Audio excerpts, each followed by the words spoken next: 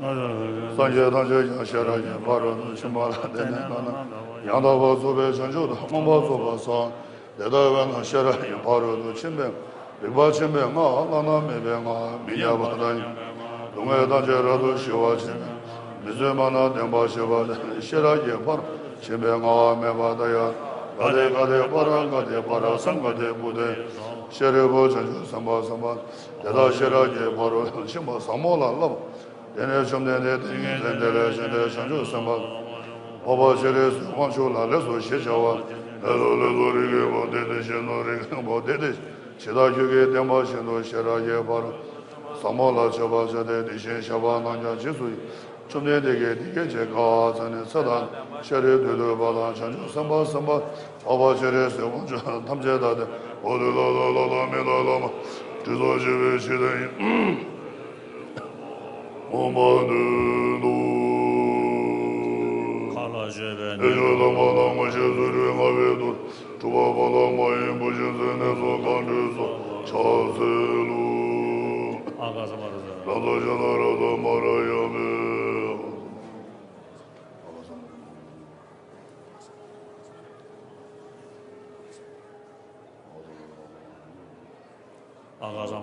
샤라라사 마라야메 대야타 아데가데 바라가데 상가데 보다 어바군조 성게 가이데 메고 실 어바니 저게 보체메네 초랭에 제대구루 예소 우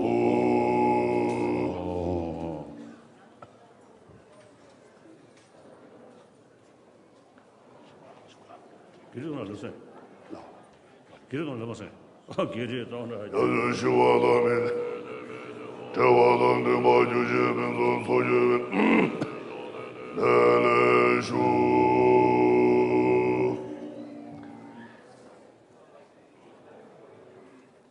다가리 균들 말해. 편속에 열어주에 주매고 다예르베르와고 말레시아지진스베르 샤제도 의샤스 이 세계 조제에서 먹은 게 권한의 점에진 매번 매양나 의샤스 바와제의 요시신 고마린 세상의 예로를 도매진 요소자의 샤라 의샤스 일레레주의 소망나와 여제제의 나만아요 다메스제 마멘 세라드 신예 용의 권제의 동서 주바제 다시 등의 전해를 보지 신예는 의샤스 보도와 다비 신제권 배칭하와 주바님 보제배 예제부제 순라수와즈 조금 보신세 나와라의 시도 신계론이대로와 원가인세 샤라 의샤스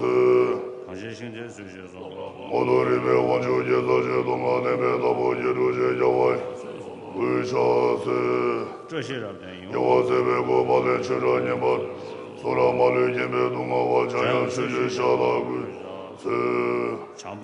조건 대락의 도제 정보 지화군 연대 정보 신인 조제와 참제 수제 의사스 매선의 나라를 상계 고마다진 예전쪽에 샤라그 샤스 원근년은 자석은 제도가 주도 응급선언 자석 샤스 주변에 지면로선의 배강선의 시계전은 하늘의 배님하그 샤스 하늘의 샤마다신이 되는 나를 그게 소유 아와노도 자석그 샤스 운행하게 와나가는 것은 내가 나녀서 그샤스 게다가 선대로 세상가게 전류전들은 바다이시 원보 그샤스 니도 사실자라 내나왜 가진 소라스에 대화제 신계전 오바샤메도서 그샤스 야와군을 하면 바다제 시설로다 바다이시게 초게 두고로다 바다에 뭐 그샤스 로산 댐변 중에 그거는 전전 노비 영가시 스스 그거는 여도 그샤스 나라 원조 로산 맞아요 참여님 모든 생국에서 최선 수련자서 최선함에 샤라 그샤스 나게 우주 계산 남들도 용서 땜베 세르르메데 기로데데 야도 소연조 시zel라메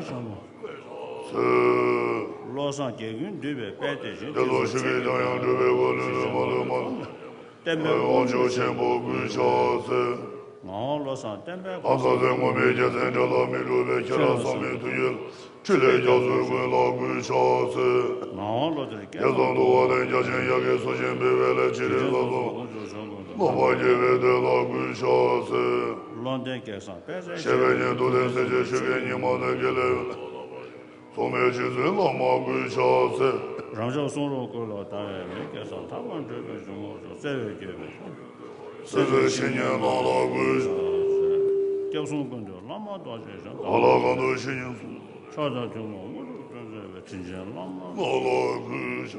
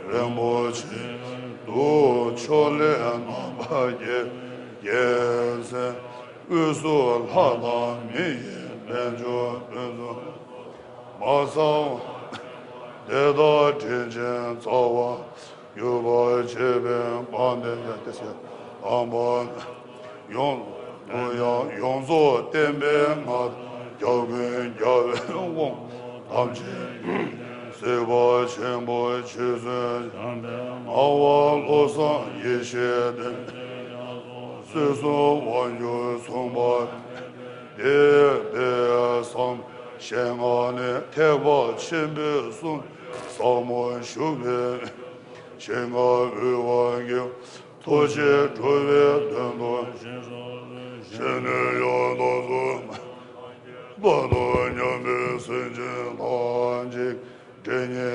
错念所念，错不所念我心念了。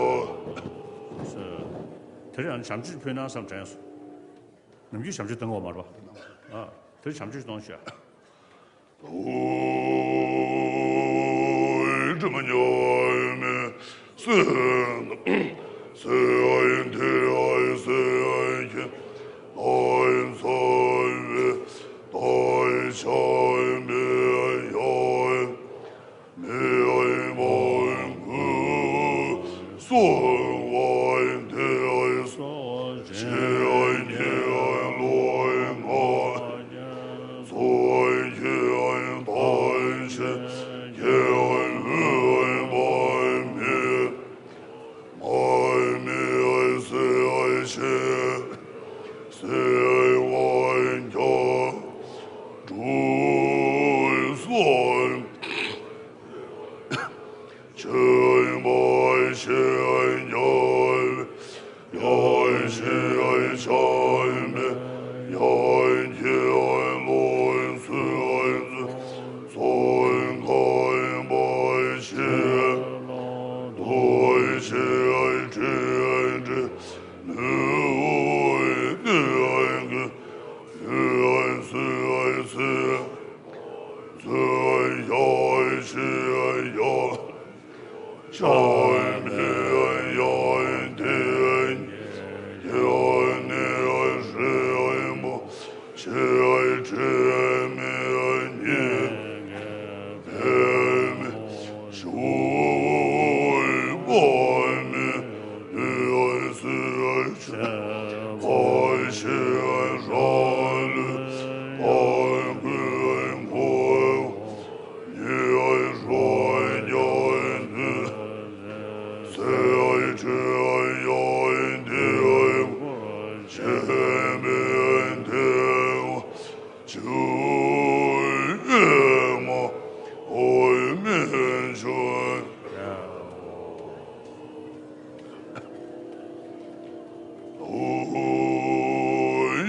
我是也来多来知心，来谁爱知爱下所爱也爱知爱心，在所的爱是来心，也来心吧。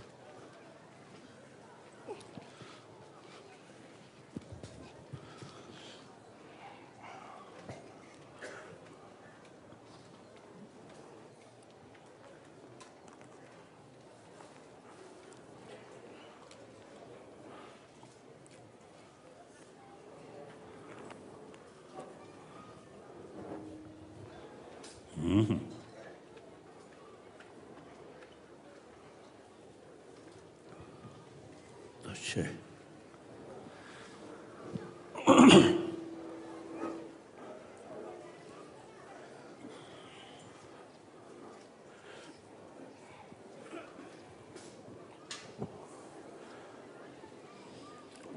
Sanje Jadon Zoje Jonam Lo Jinchu Bando Nani Age Zange Dola Benje Zanje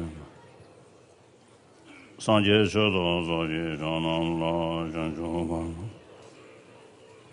Age Zange Dola Benje Zanje Sho Sanje Jadon Zoje Jonam Lo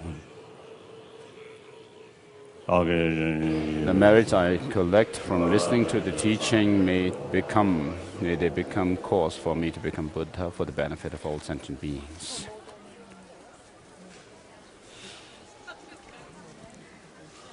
Do you want to call friends here so the monks can move? So I prostrated the Buddha, the Gautama, who out of compassion taught the holy Dharma, in order to rid us of all wrong views, distorted views. So today,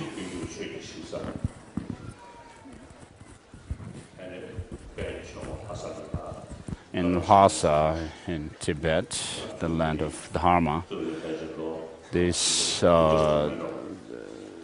Monlam prayer festival was started around 700 years ago by Lama Tsongkhapa, and so during this period of time we do our best to accumulate merit, make offerings, and do virtuous practices.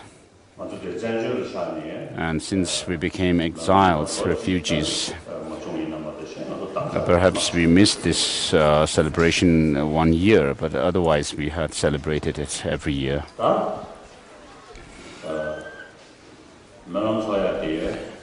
The reason or the purpose of having this Monlam prayer festival coincides with the Buddha himself, the Shakyamuni historical Buddha, having competed in miracles with non-Buddhist teachers in those days. And so this month is called the Month of Miracles.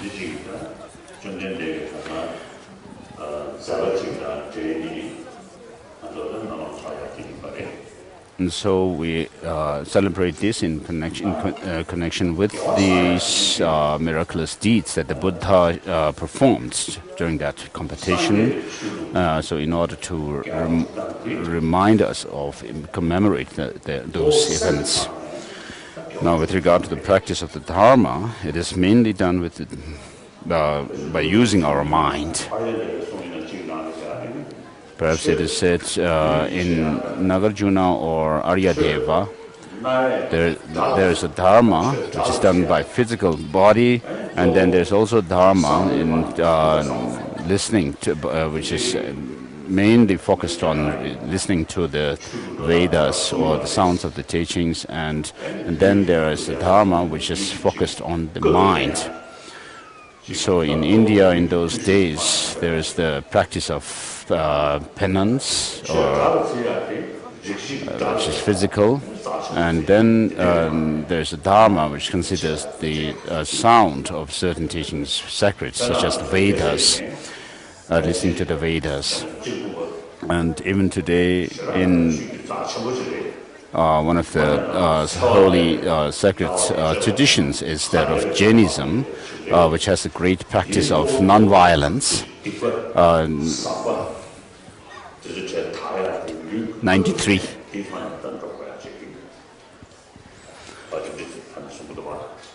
And so the Jainism practices do their practice. The followers of Jainism do their practice in order to, by avoiding harming other sentient beings.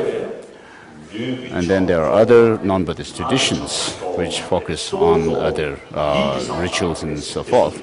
Whereas Buddhism is about using our mind, mainly focusing on the mind itself, not so much on the sound and physical things. the paths and grounds of spiritual progression are done based on our minds. They do not have much to do, anything to do with the physicality of our practice, such as changing our dimensions physically and so forth. And therefore, this master has said, therefore the Buddha's teaching is very subtle.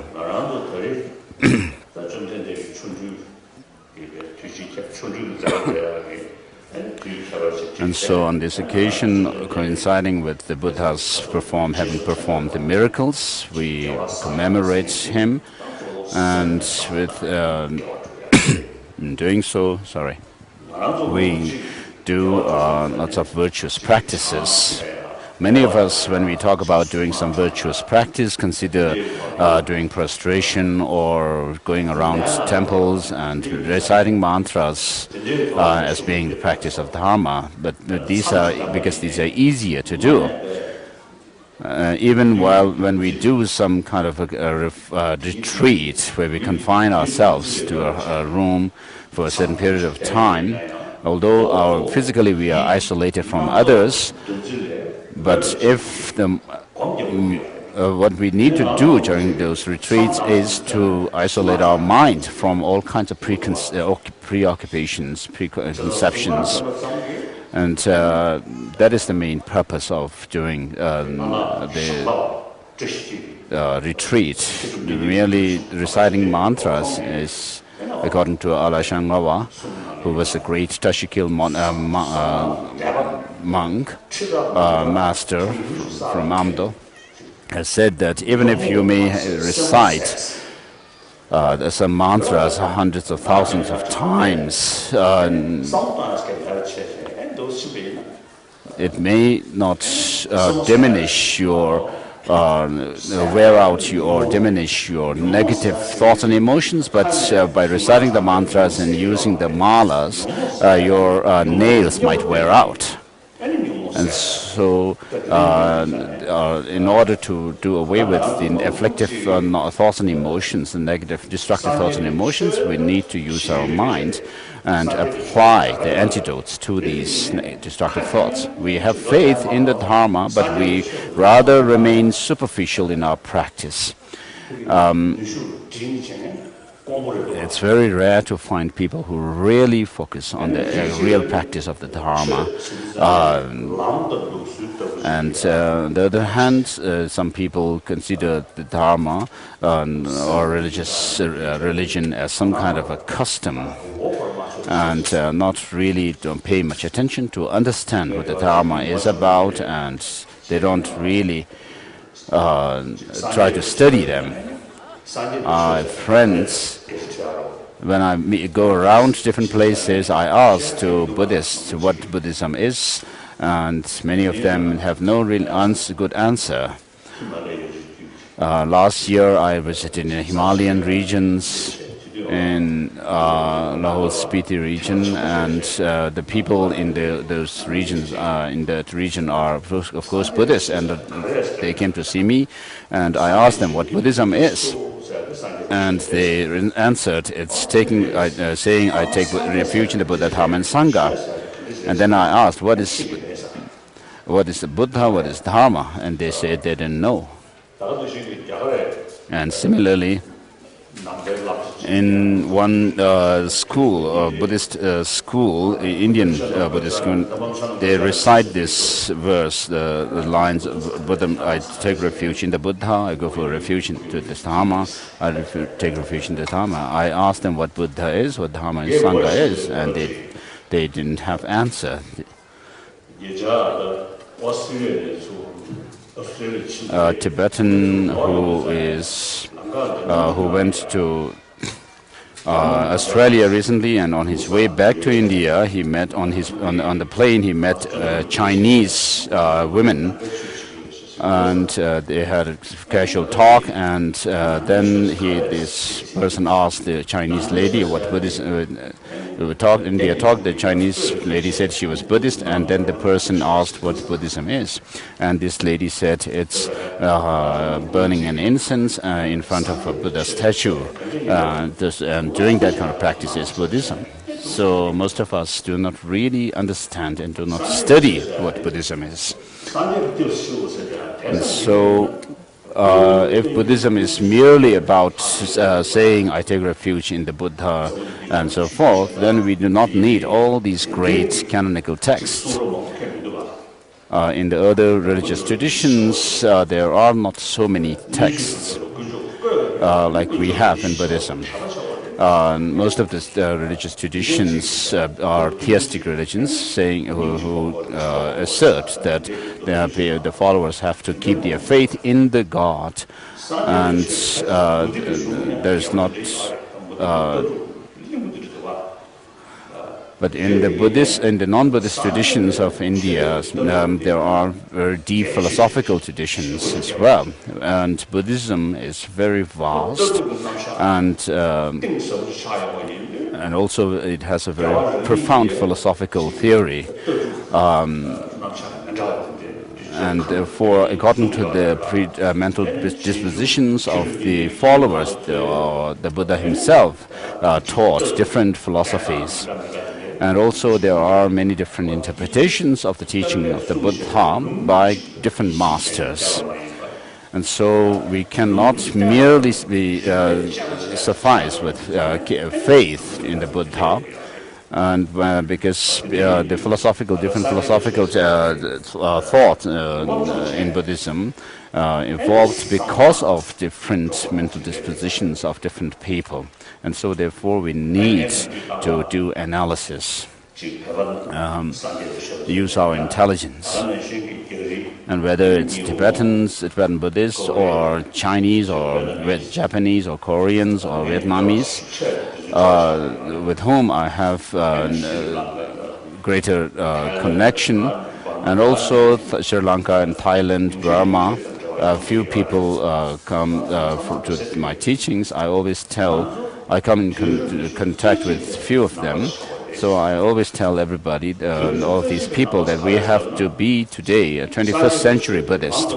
What that means is we cannot take Buddhism as our some kind of our custom, like saying that I'm a Buddhist because my parents are Buddhist, but we need to do study of Buddhism and understand the unique features of Buddhism and what differences it has with other religious traditions.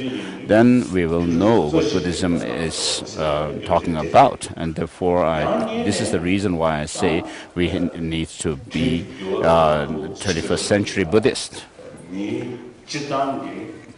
And on the other hand, our education has rather improved, and the more the educational system is becoming improving, people's using intelligence also becomes better,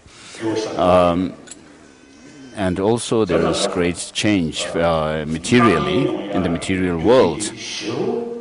And there are lots of distractions on the outside. When that is happening, if we don't have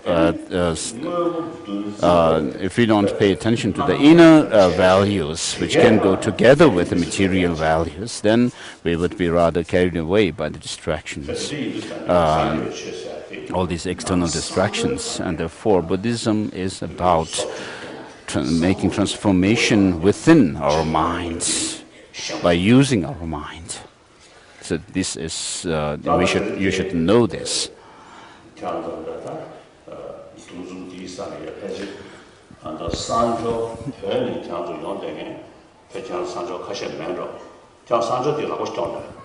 So there may be many Tibetans who have come from Tibet, the recent arrivals, and raise your hands.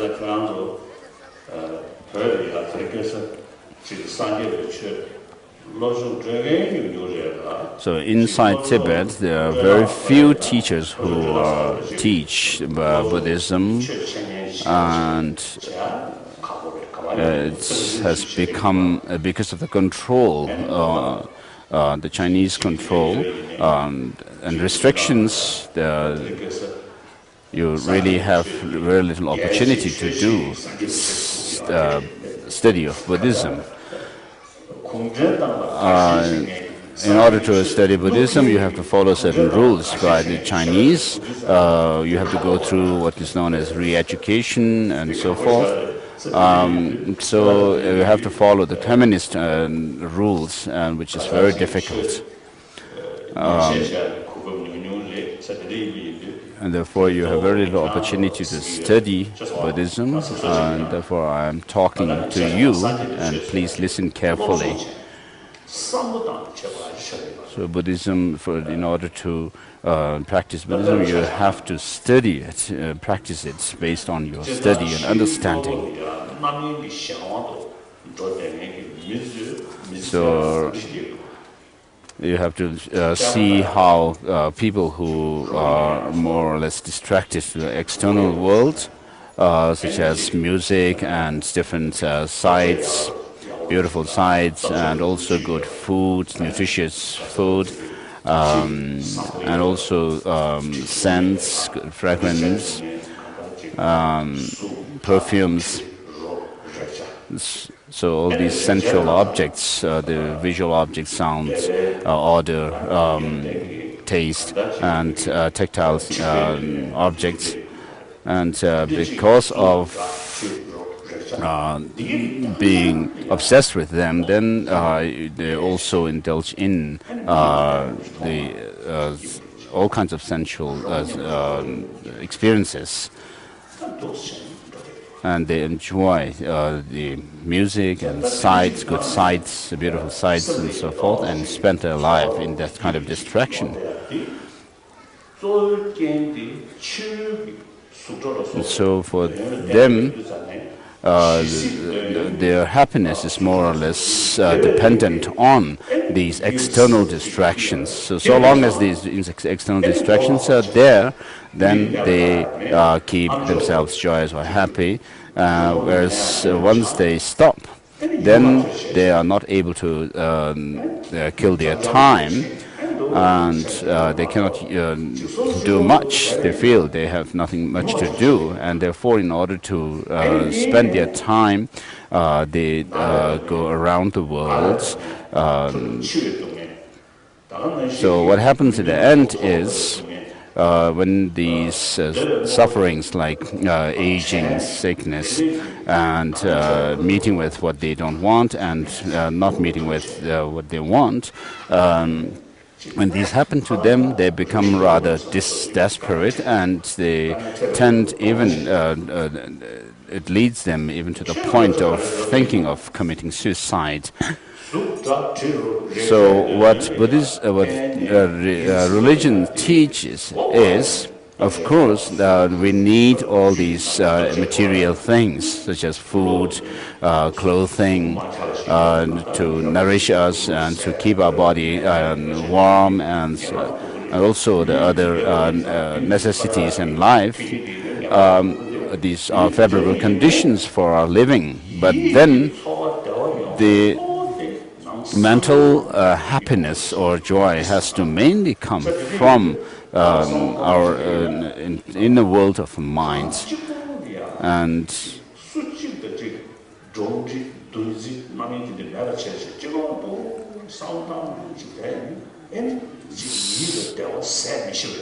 so even when you are lonely, living all by yourself, you can still live very happily by using your mind. And it is not just about being imaginary and about just imagining things and that's where there is nothing real there, but we are dealing with reality here.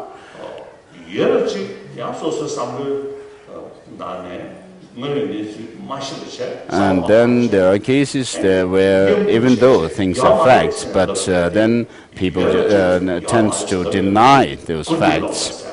And so they develop what is known as the wrong views, wrong notions, which are exaggerated on the one hand, and on the other hand, just denying. And so you have to, with regard to Buddhism, what we are talking is we have to know the reality as it is, and then accordingly deal with the situations. And therefore, when we face with the sufferings of aging, sickness, death, meeting with what we don't want, and we're not meeting with what we desire, and so forth, we can think that these are, of course, nature.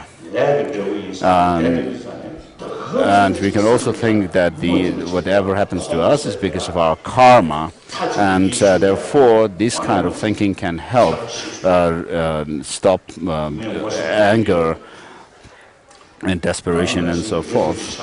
So there is a big difference between people who believe in a religion and not believe. So I know some friends who have suffered under the Chinese, and when they talk, of course, when people who have lived under the communist, when they talk about their suffering, they become very intense about it. Whereas on the other hand, we also have problems, but although physically we also suffer, but we suffer less mentally. And therefore, because of knowing the reality as it is, then we are able to deal with things with a realistic approach. As it is said in Shantideva's Bodhicharya Avatara, Guide to the Bodhisattva Way of Life, if there is a way out, then why be unhappy? If there is no way out to overcome sufferings, then what is the use of becoming unhappy or worrying about them? And therefore, this is what Buddhism is talking about, using our mind and dealing with problems. And especially within Buddhism, what we are following is the Nalanda tradition, in which we make difference between, distinguish between what can be literally taken, with regard to Buddha's teaching, what can be literally taken and what cannot be taken literally. And therefore, there's great emphasis on examining the teaching of the Buddha. And therefore, Nagarjuna, Aryadeva, and Buddhapalita, Asanga, all these great masters, if you look at their teachings, their book writings, then you will see how much examination, analysis, and investigation they have done in the teaching of the Buddha. And they have not just remained satisfied with the scriptural authority of the Buddha, but they have done very fine analysis, and then when they found that certain teachings are not in accord with reasoning, then they reject them as being literal, that such teachings are to be literally taken. And Buddha himself has said, O bhikshus, or monks and scholars, or wise people, just as gold is tested by rubbing, cutting, and burning, likewise you should thoroughly investigate my teaching and accept them through your own investigation, but not because of your devotion to me. So, whereas most of the other teachers of other traditions say that the followers must listen to what they have said, and not ask the followers to check their religion. And so Buddhism teaches that we have to use reasoning. So in order to use reasoning, in order to understand Buddhism well, we have to use reasoning, and therefore there's no way without understanding well you can follow it well. And so therefore I'm always telling people that you have to study the texts. And when I have time, I also read the Tenjur, the translations of the commentaries by Indian masters on the words of the Buddha, and these serve as the key to understanding the teaching of the Buddha. And then when you are able to understand the different philosophical traditions and see their differences and what are the differences and similarities and so forth, then you find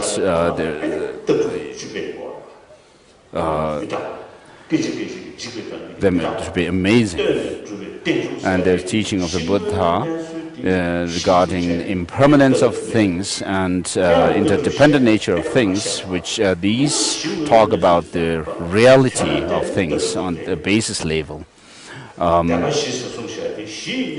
the Four Noble Truths is also talking about dealing with the reality of things. And then accordingly we have to follow their path and so forth.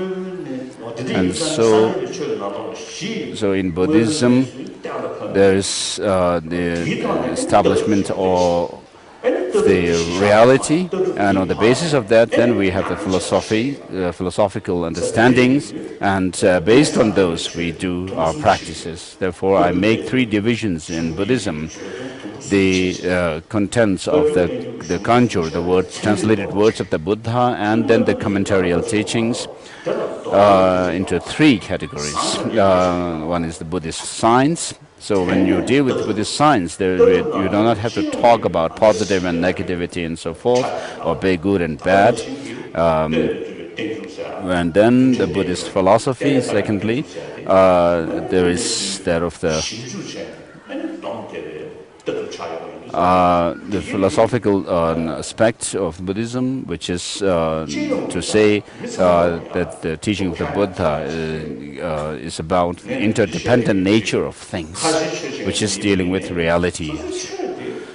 And I also say, even to some Muslims, I tell them that this view of interdependence is something which they can also learn. If they know it well, then it can help them in their thinking.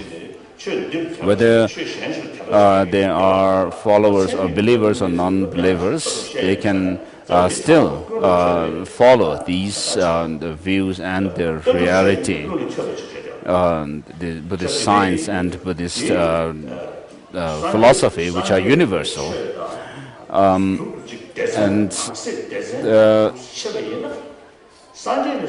And then within Buddhism we have the Buddhist religion. And this is for the Buddhists and not others who are not Buddhists as such. Whereas the Buddhist science, mainly Buddhist science, which is something very universal, and also the philosophy, or Buddhist philosophy, where we do not have to talk about this being good or bad and anything like that, but that things are dependently arising. This also is universal, and therefore, when in the last over 30 years, I had interaction with Western scientists. In the beginning, when I met with some scientists, some of them had some attitude that Dalai Lama is a Buddhist, and then we are scientists. So what is there that we can actually discuss with this Buddhist monk? They had this kind of attitude. But then once we began our discussion, and then they found that Buddhism does not assert or accept a creator God, nor do they accept any kind of a soul theory. And on the other hand, Buddhism accepts that of relativity of things or interdependent nature of things. And so gradually they take more interest in took more interest in Buddhism.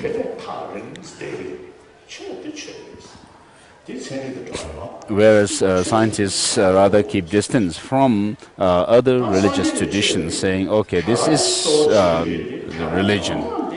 Whereas they find that Buddhism, of course, is a religious tradition, but then Buddhism also emphasizes on that of reasoning, and not only based itself on that of faith and belief. Therefore, because Buddhism is based on the investigation of the reality of things, and accordingly developed a philosophical view and then developed their practices, therefore the scientists pay more attention to the Buddhism. And so, therefore, I am telling you, the Tibetan newcomers, to study Buddhism and use your mind, and in order to have a peaceful community, peace of individual community, and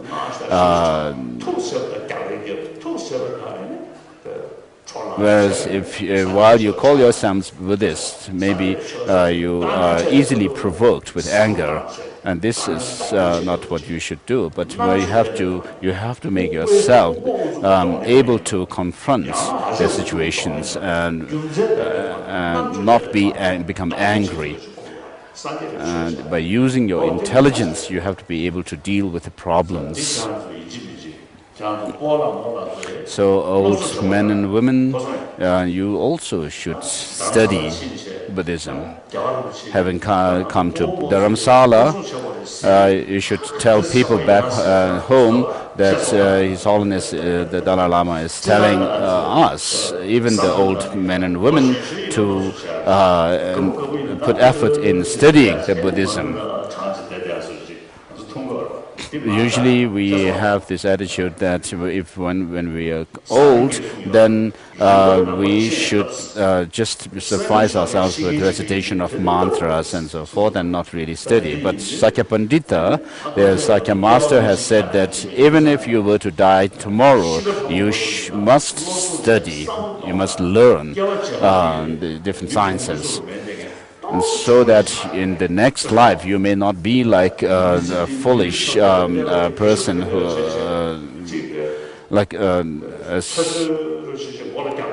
the Tibetan analogy for that is like a donkey who doesn't know anything. But so even if you are going to die tomorrow, to die tomorrow, you have to study Buddhism to leave imprints for the next life. And you have to understand, in order to practice the Dharma, you have to understand it. There's a big difference between someone who practices by understanding the Dharma and who practices without understanding it. It's a huge difference.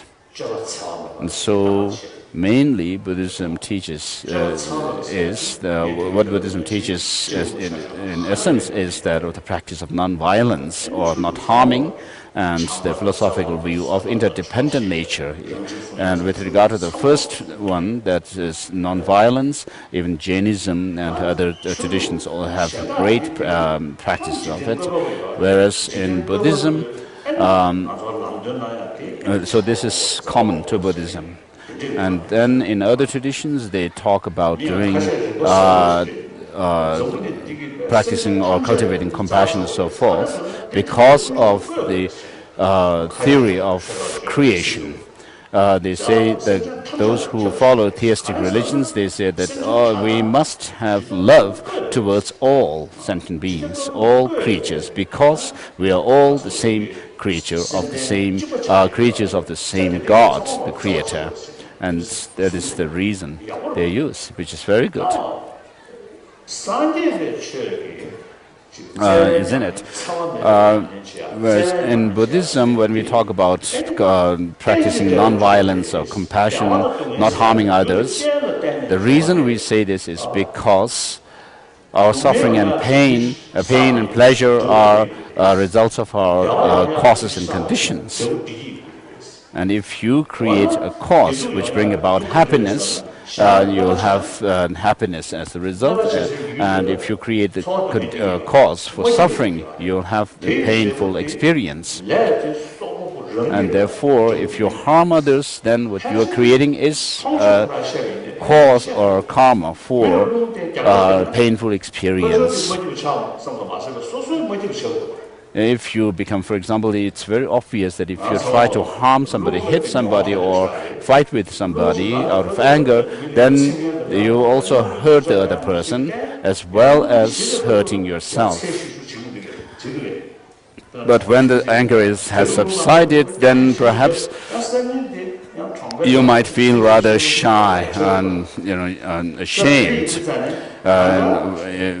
So having fought with someone in the neighborhood, and the next day when you have to pass by that person's house or something, you feel rather shy and ashamed, embarrassed. So rather than doing that, if we are able to help others and have their trust and confidence and be friends with the person, then you'll be happy. So even in our life, we can see that by harming others, you are unhappy. And if you deceive others, deep down in your heart, you might always suspect or become doubtful that in one day, the other person might know your deception. Whereas if you are very sincere and earnest in helping others, you don't have to feel embarrassed or ashamed, or you don't have to worry about showing your true color and so forth. Whereas the communist Chinese are very apt at lying and deceiving others. So what they are worried about is losing their power and authority, and so they are full of self-centeredness. And because of this, they are not able to be very honest. So if they were more honest and dedicated to the well-being of others, then they will win trust from others, and then there will be friendship with others. Otherwise, even if they may have food with some people, take meal together, you cannot be friends if you are all full of distrust. So Hu Jintao's slogan, harmonious society, is of course what we need.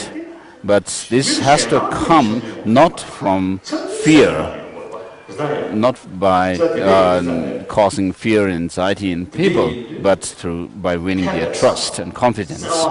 And therefore, compassion or altruism is the root of our happiness. It also helps in our health to prevent sickness and disease.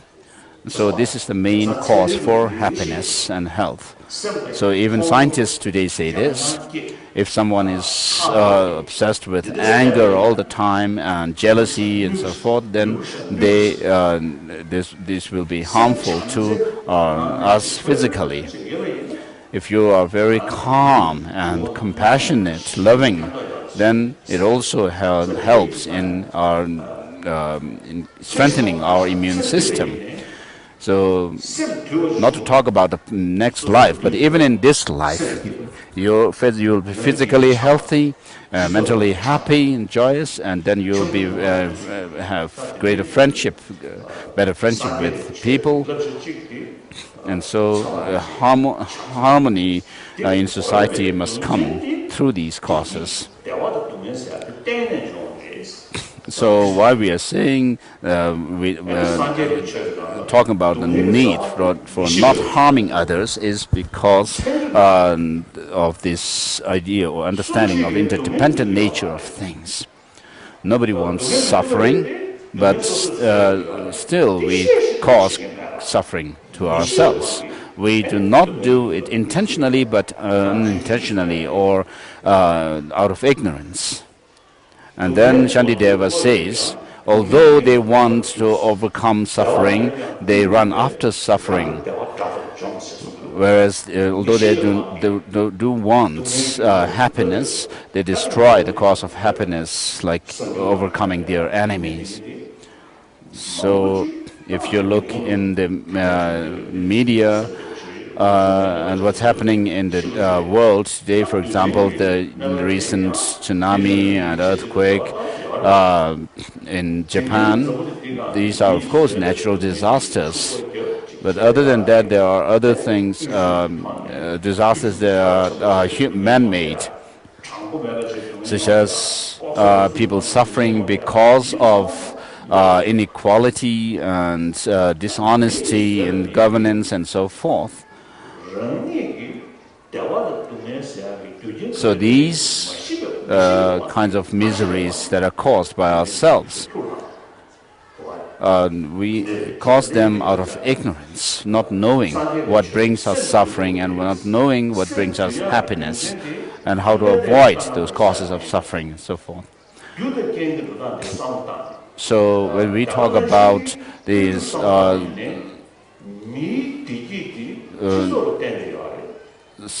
pain and pleasure, we don't have to just resort to the authority of the Buddha's words, but we live in a society. We are human beings, as social animals.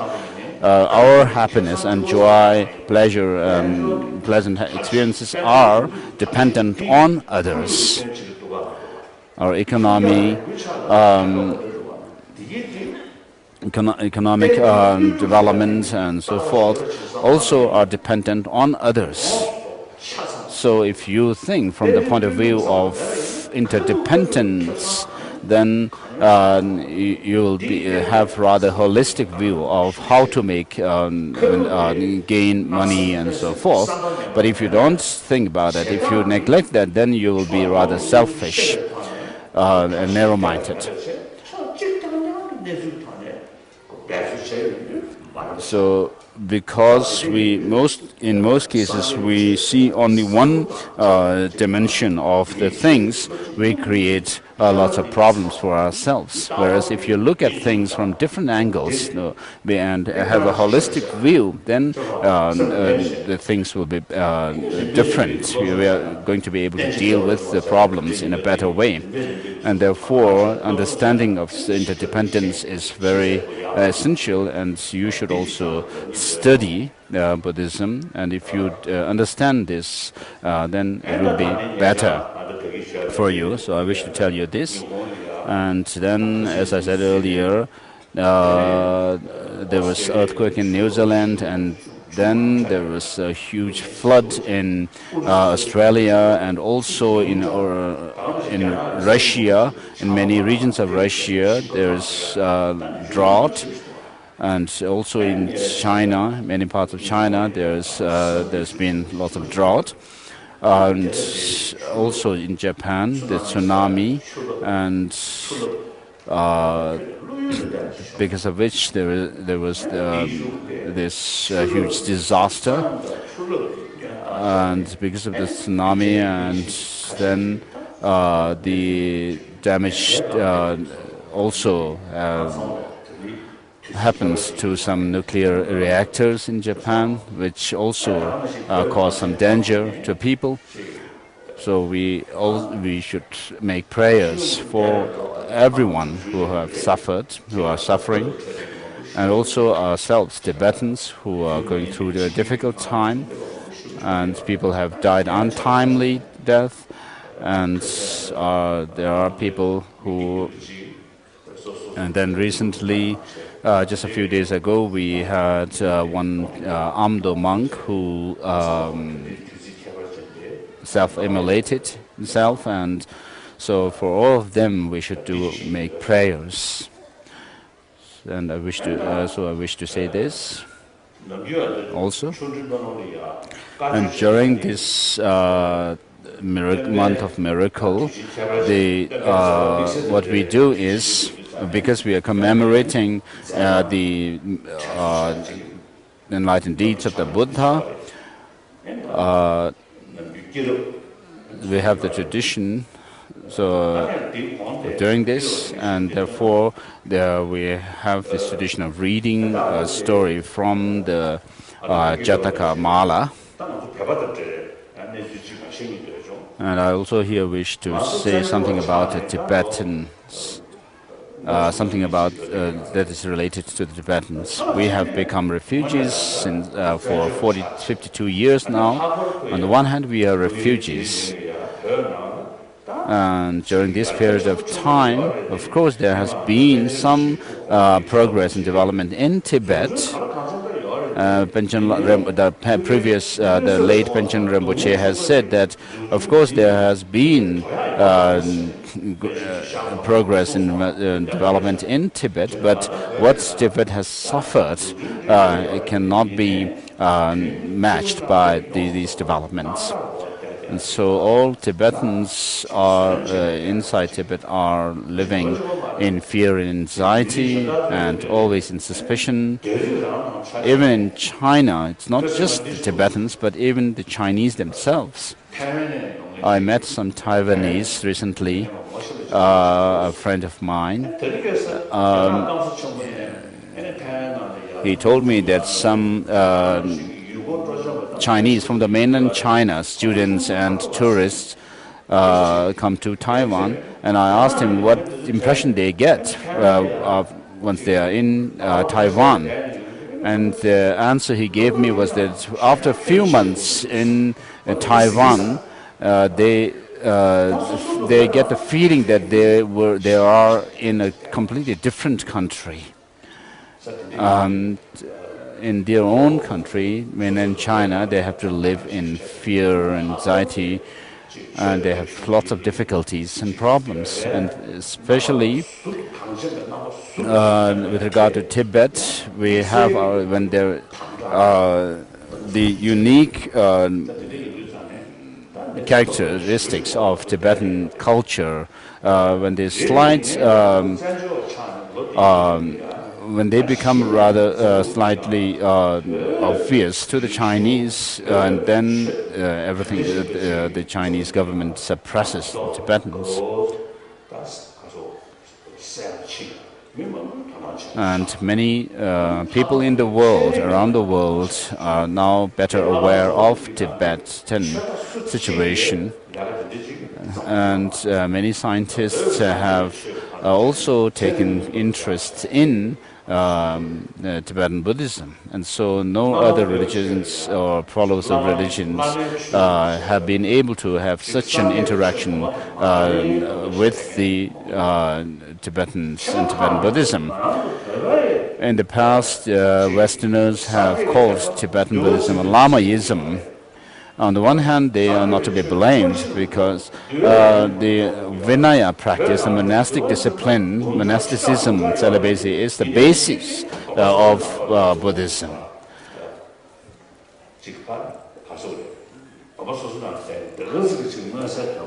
Of course, people have kept the Vinaya discipline and vows, but lived in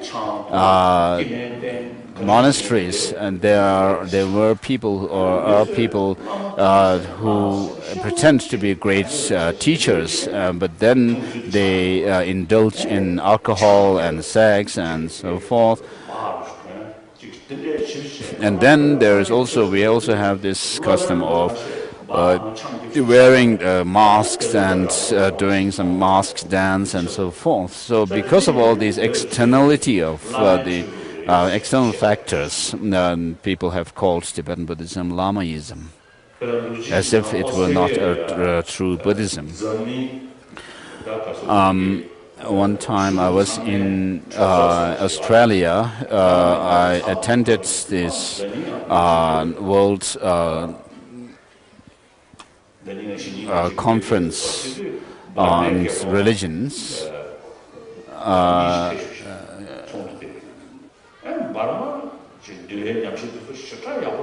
And I met some Burmese monks at that conference. And so it seems that Burma has very good practice of mindfulness and vipassana and shamatha. And so these Burmese monks had asked to see me, and then I also was happy to see them. And then I wore this yellow robe. And when I met them, they said, of course, we are following the same Buddha, the same teacher, but there is big difference between us and your. And so I thought that, oh, they are saying this because of all these external practices that we have. Such as doing tantric practice and doing the ritual cham or the dance, wearing masks and so forth. So, of course, we have been doing this for centuries, but we have not been able to overcome the evil and so forth. Whereas, of course, if these practices of Tantra, such as using rituals to overcome evils and so forth, were done with the help of single-pointed concentration and higher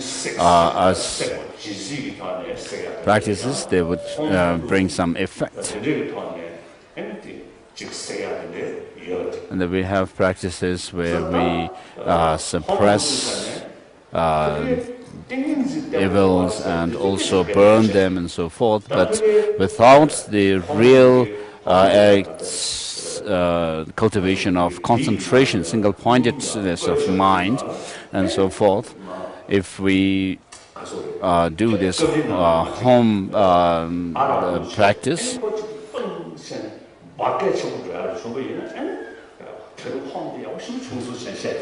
so there is a practice where you boil some oil, and then through your practice in the ritual, then you put some kind of alcohol into it at a certain point, and then it burns. And when there's a huge crack of fire, and people say, "Oh, today this ritual has been very effective."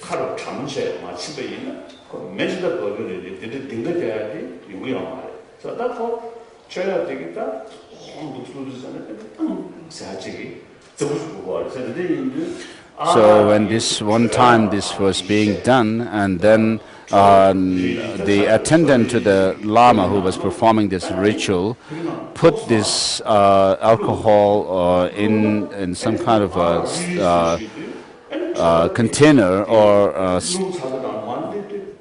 the stomach of some animal. It was, and then when he threw this, so the attendant prepared this.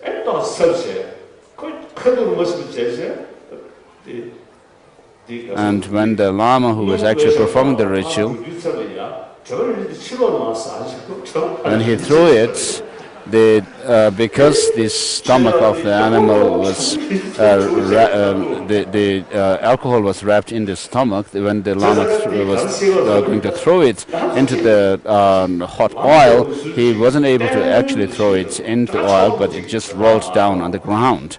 And then the attendant ran after it and put it into the hot oil. In order to, so the attendant's idea was to make a huge sound with this when the alcohol was thrown into the oil, so that it burst, and it wasn't successful. And then at the end of the Tibetan year, the Namgyal monastery monks in the past used to do certain ritual. And when this was done, when this practice of burning the oil or causing fire in the oil by throwing this alcohol was done after it, then and when the oil bursted, it would spill all over the ground, and then the Tibetan nomads would come on the ground and they would just roll their body. They were wearing animal hides, and so because of that they would roll on the oil so that it helps their jackets. But when doing these rituals, people in most cases did not have real powerful concentration, but these rituals were still done. And Namgyal Monastery in the past used to have good ritual practice, but not real study of the Dharma. And so after coming into exile, I started this curriculum of study curriculum for the Namgyal monks, and also in the lower and higher tantric colleges, Gyudo and Gyume.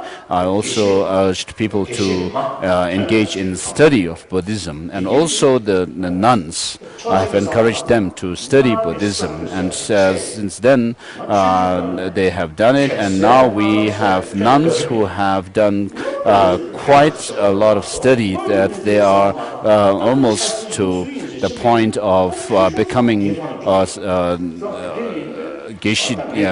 female geishis. So after coming to exile, I have urged people, the monasteries and nunneries where they did not have philosophical study in the past in Tibet, to do these studies of philosophy.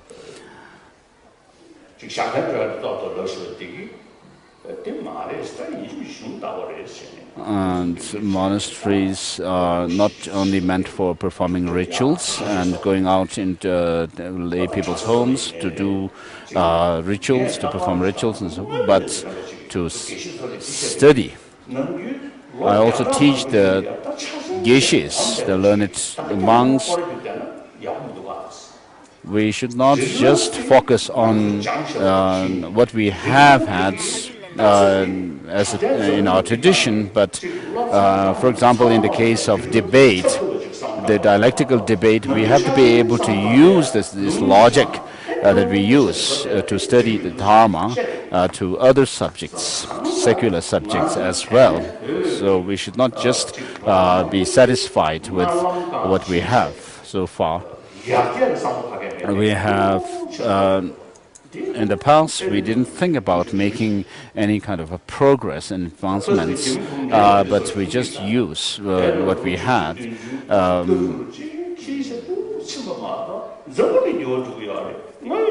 And then this is the case also with the Chinese communist authorities. They still hold on to their ideology, communism, and whatever their ideology is, and not try to change in order to be able to go on par with the rest of the world. Things are changing in the world, but they want to still remain the same.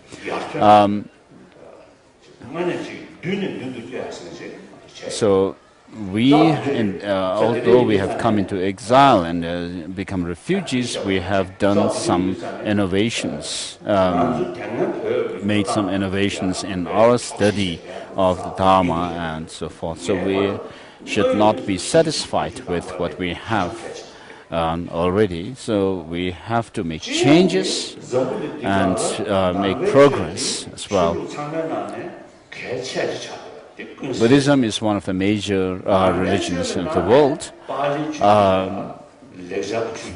and within it we have the Pali tradition and Sanskrit tradition. The latter is more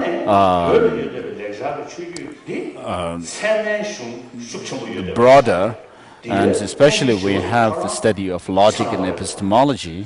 This is because of the master, the Abbot Shantarakshita, who was himself a great logician and a great philosopher, and also Master Kamalashila, his student, and who helped establish Buddhism in Tibet. And so we have the study of all the philosophical thoughts of Buddhism and non-Buddhist traditions. In Tibetan Buddhism, we have all these study of all the different philosophical thoughts, and this is not something which is there in the Chinese and Japanese Buddhism. In Mongolia also, there were great, immensely great scholars, learned masters of Buddhism in Mongolia, Mongolian masters. And for example, in my case, when I was a child, when I was pursuing my studies of philosophy, I had there are many different commentaries written by Mongolian scholars, such as Belden Cheche and so forth. And I asked the Mongolians if they did a dialectical debate in their own language. They said no. Even today, they cannot do this in their own language. When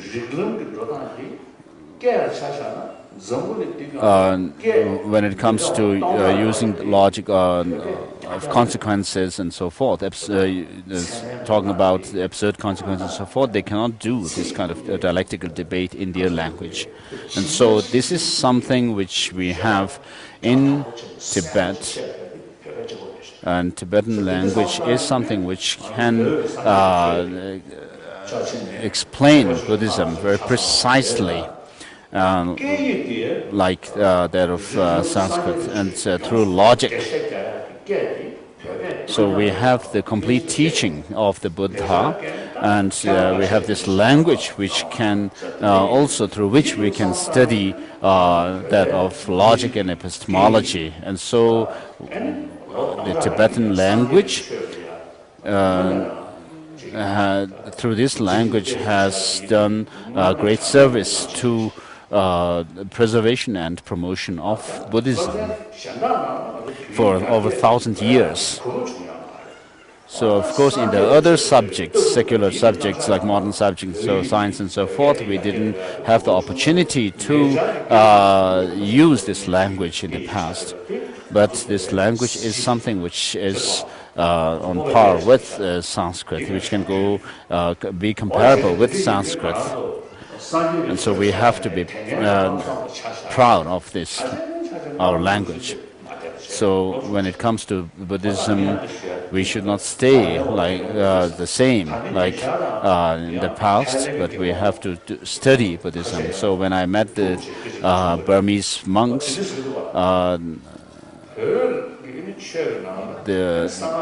they said we have big difference between us. And then recently also I met some Burmese monks who said that in Tibetan Buddhism you have Tantra, and therefore they said that they heard that Tibetan monks, because they do practice Tantra, they can marry. And so this is not the case. They have not really learned the fact about Tibetan Buddhism as such. And of course we have people who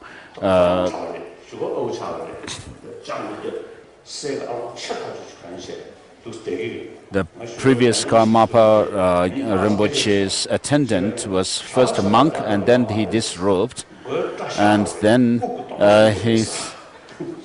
later on he disrobed, and then he had long hair and wore the hair in a certain style, and wore a huge earrings, and he told me that to be monk is not easy. You have to, on the one hand, be bald, shaven-headed, and then on the other hand, you have to restrain sex. And so I saw recently one monk who had long hair, And then I asked him whether he was a monk, and he said yes. And then I told him, if you are a monk, then you should not have long hair. You have to cut your hair, and you have to, if you are not a monk but a tantric, you have to wear the robes accordingly, white robes. And some lamas say that they are monks, but they have what is known as a secret consort, and they have wives. Of course, if you are able to, if you have reached a certain level of spiritual attainment, where you are able to, you are able to control the ejection of the vital semen, and are able to have, you are able to do that and use the clear light minds actually in your meditation. And then, of course, that may be special, but we have very few people. It's very rare to find such people. And so these Burmese monks have said that the Tibetan monks can marry. How is that the case? How possible? And so, because of our own doing, people have get such misunderstandings, misconceptions. And so,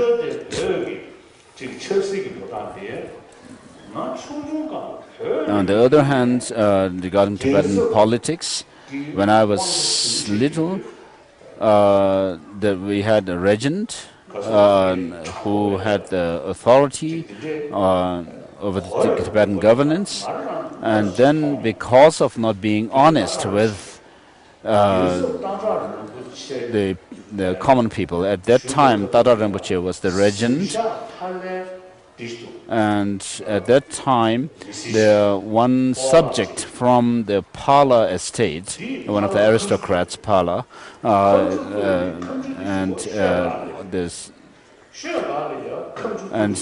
there was a legal case against this subject of the Pala estate, and this common person, common man, has come to Potala, and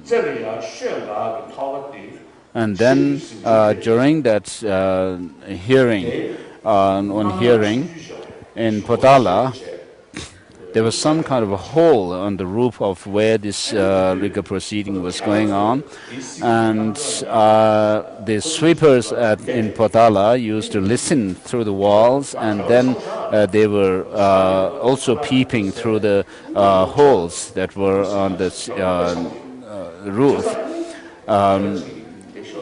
And one of the sweepers called me, and I just creeped over there, and I sneaked in, and then I looked down, or peeped down from the hole that was in the ceiling, on the side of the ceiling. And so, although the legal proceeding was going on, and then the defendant was making his point, but then instead of listening to what he had to say, the regent was actually scolding him without listening to him. And then I felt that if we have no honesty in this kind of proceedings, then it's really bad. So even at that time, as a child, I had thought that the Tibetan governance of where one person has the authority of both over the temporal and spiritual authority is not really a good system. So after I was enthroned, then I started a reform committee.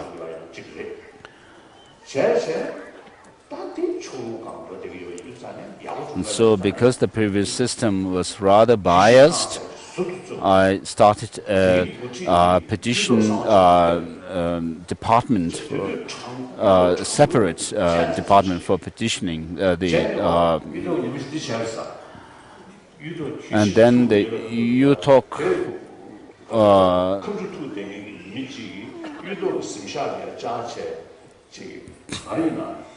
Yutok was overseeing that proceeding, and one time one of the defendants went to the residence of Yutok, and after taking the bribe from this defendant, then Yutok called this person in the proceeding room and called him in and said, yesterday you came to me with your bribe, and Yutok said to him that this case cannot be decided just because you bribed me. I have to see who has the truth, and I cannot decide your case on the basis of this bribe, and so take this back. And so this made some news at that time, that Yutok was being honest with the people. And so this is something, some kind of innovation at that time that I made, the Reform Committee.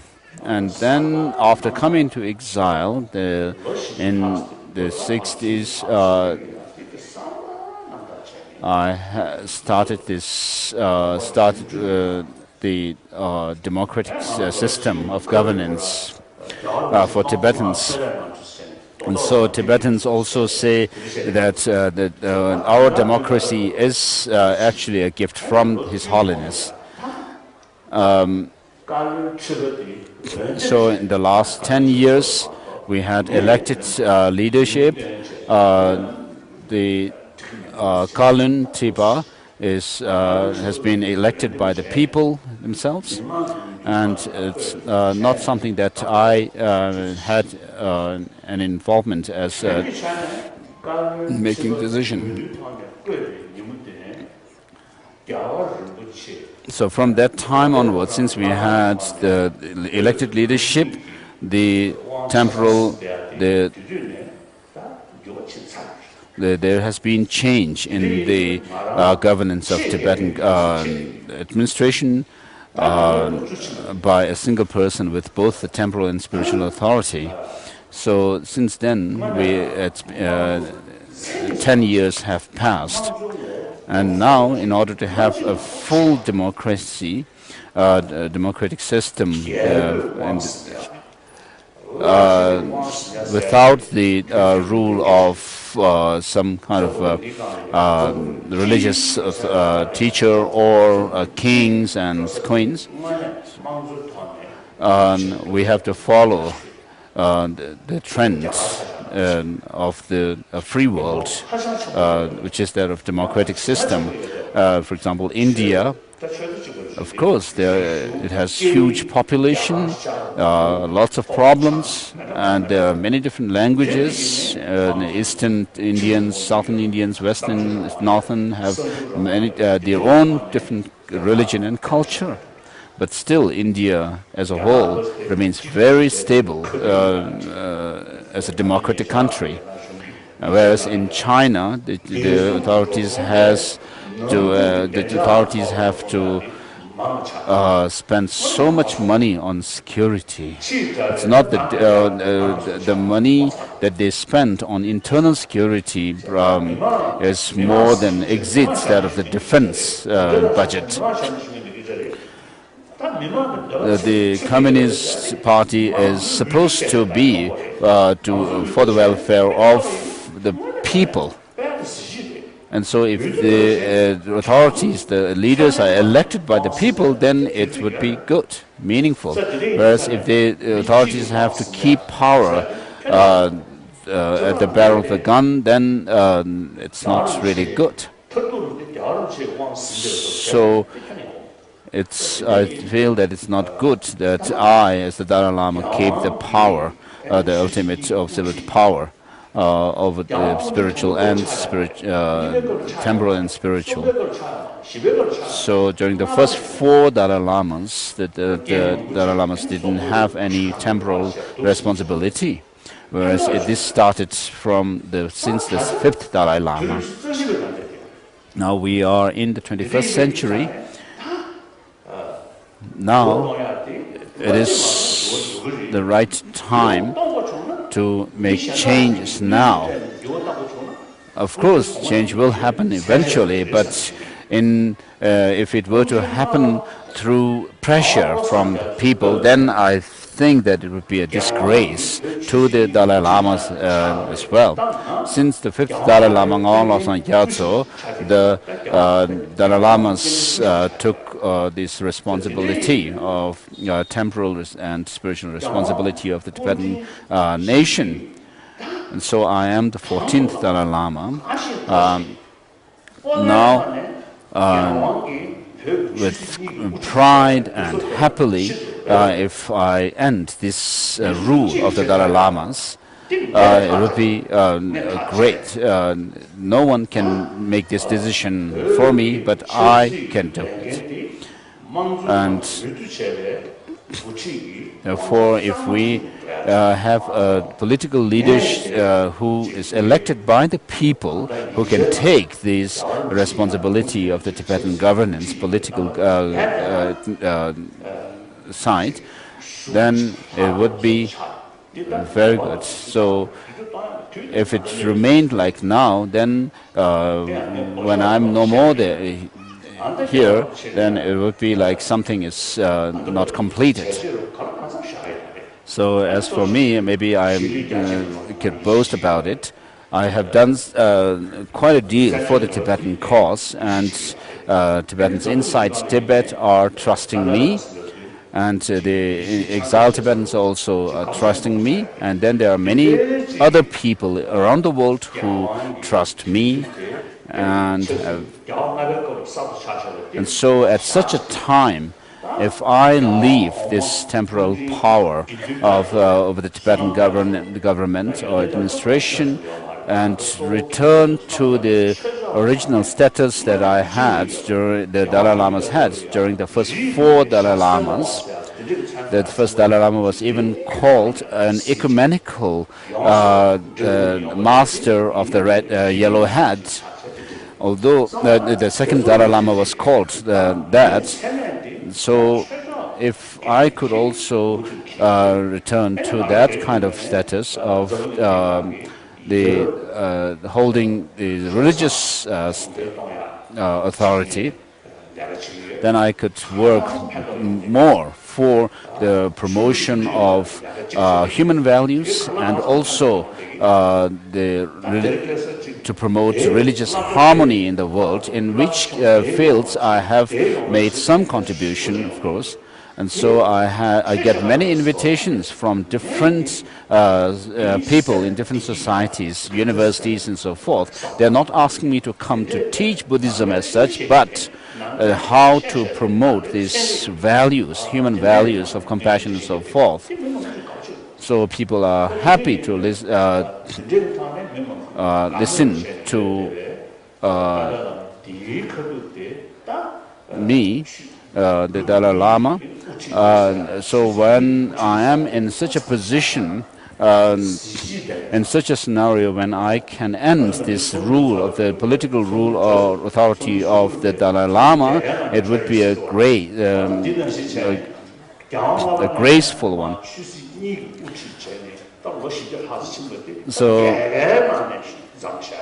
So if usually when we have some kind of a function, we say, oh, now we have come to the end, and we are actually concluding this in a victorious manner or something like that. So similarly, if I can also change the status of taking the responsibility of the political affairs of Tibet rather victoriously, it would be good. Nobody else can do this, but I can do it. I, who hold this status of a political leader of the Tibetan people, who is in line of the Dalai Lamas.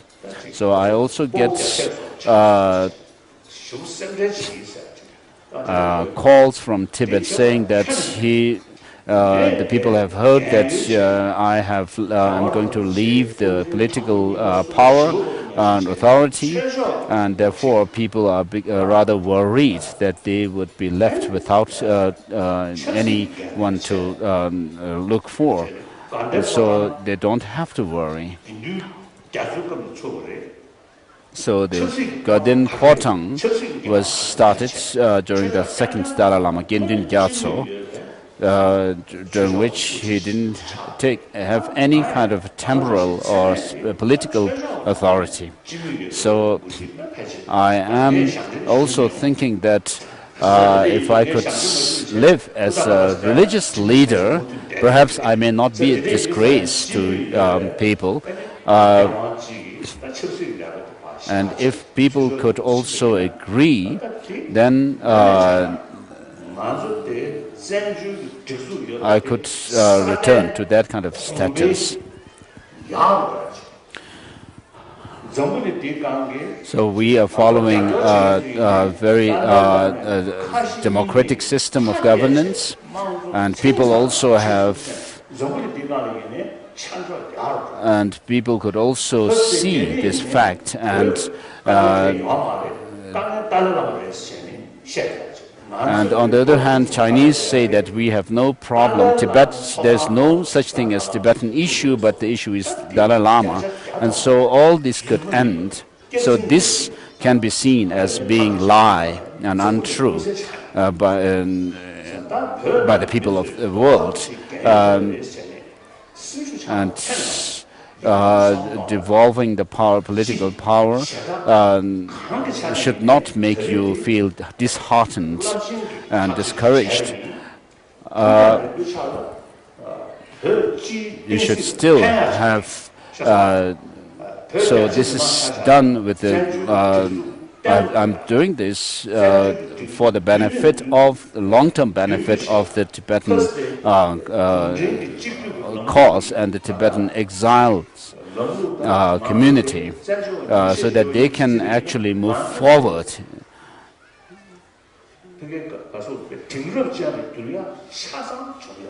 So we have actually become modernized society. So you should understand this.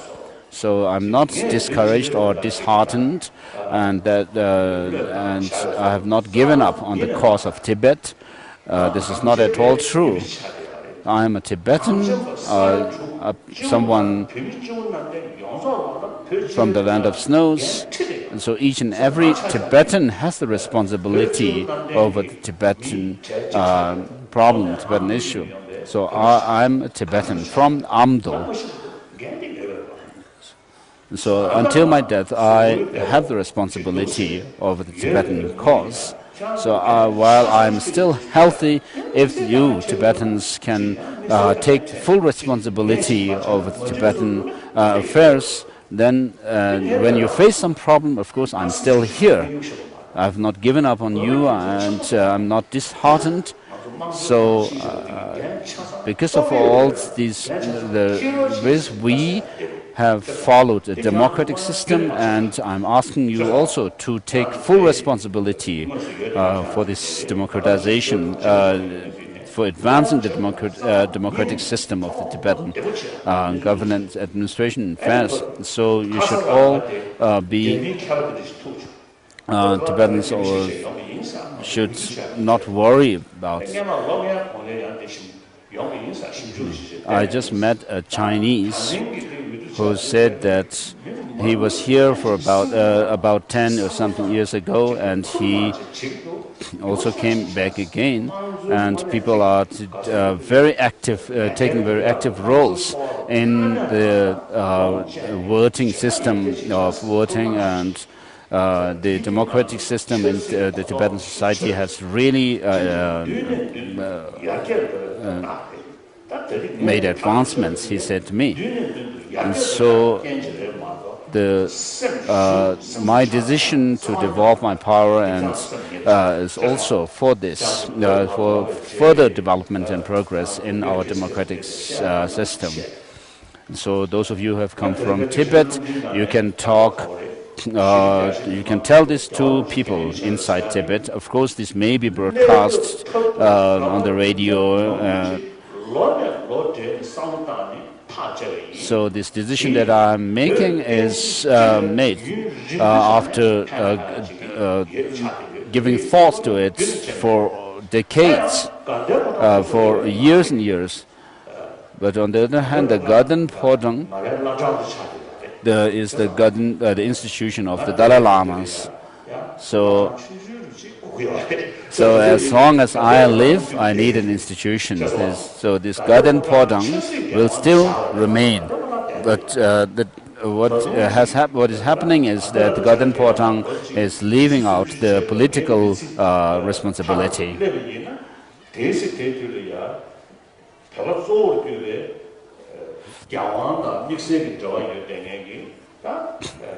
And then for Tibetans, regarding the future incarnations, the next Dalai Lamas, 15, 16, 17, and so forth, will come if the Tibetans, mainly the Tibetans, and also the Trans-Himalayan regions and other people who follow Tibetan Buddhism wants the Dalai Lama to continue, their incarnation to continue. So the Gaden Potang will still remain intact. And so in the long, if you think about it, in the long term, then this change, that the decision I am making has great benefits in the long run for the Tibetan. So what I'm asking to make changes in the Charter of the Tibetan Exiles is, regarding the Gaden Potang, is to make changes to the effect that the Gaden Potang is no more the government of Tibet, but Gaden Potang is just the institution of the Dalai Lamas, but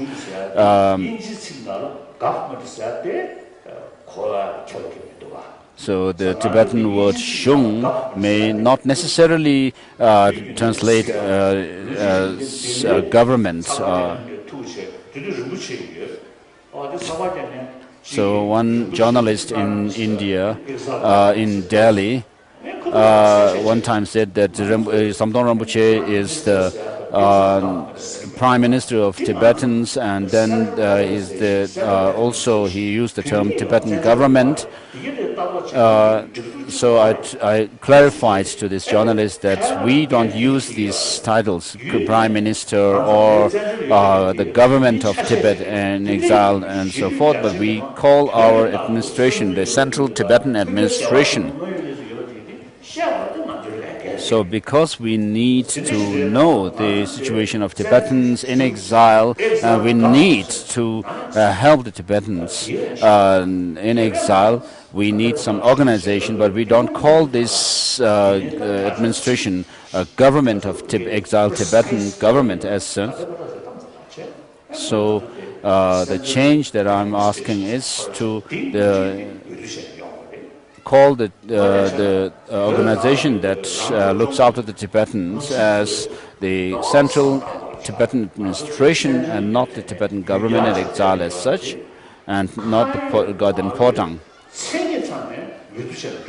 So we are following a democratic system where people elect their leaders, and if this could also be emulated in Tibet, inside Tibet, whatever the case may be in the rest of China, if we could have this kind of system in Tibet itself, then we would be very helpful, good. So you should not worry about my devolving the responsibility, the political responsibility. This is what I wish to explain to you.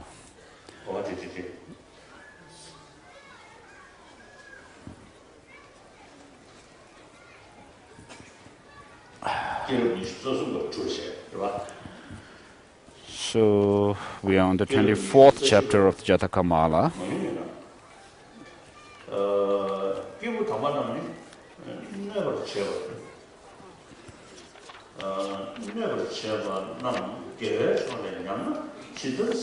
The great ape, when the virtues are endured by others, they are tormented less by their own pain than for the merits thus forfeited by those who have endured them.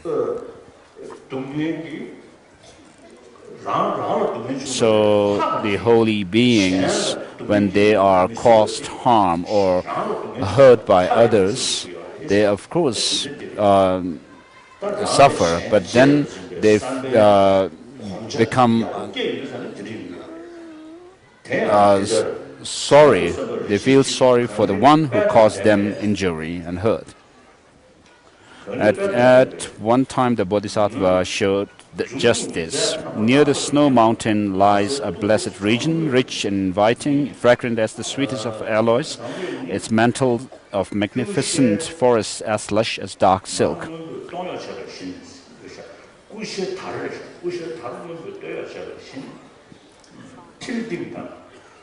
Birds of myriad colors and shapes, such as Telding and Shangshang, enhance the landscape, which is so harmonious in shape and color that it appears to express a grand design. Here, celestial beings spot in the clear waters of spring-fed mountain streams that flow over rocky ledges and tumble down cliffs in great waterfalls.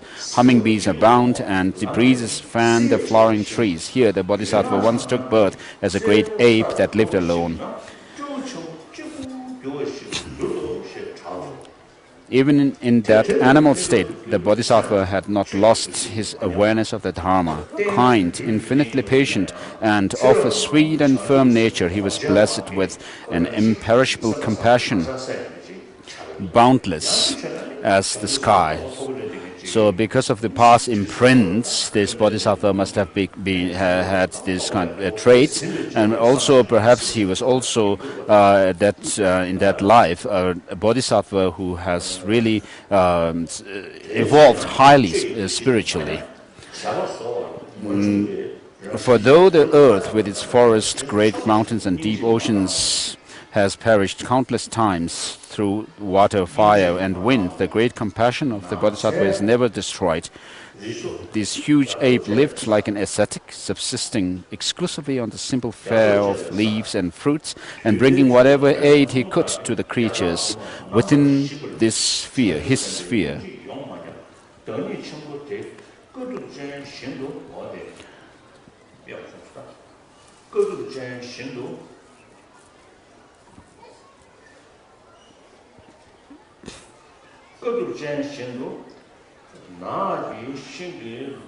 One day it came to pass that a certain farmer, having gone in search of a stray cow, completely lost his way. Unable to determine his location from the star map of the sky, he wandered utterly at random until finally he reached the domain of the great ape. There, exhausted by hunger, thirst, heat and fatigue, his heart blazed with a fire of misery and his mind oppressed with the weight of his despair, he threw himself down at the foot of a tree. Casting hungry looks here and there, he spotted a number of sour tinduka fruit lying scattered on the ground. The pangs of his hunger made their bitterness seem sweet, so sweet in fact that he began to search for their source. He did not have far to look. Rooted in a rocky slope at the edge of a waterfall, the tree grew out over the precipice, its branches laden with a heavy clustered fruit, tawny and inviting. Filled with craving, the farmer mounted the slope and, climbing the tree, reached a branch heavy with fruit.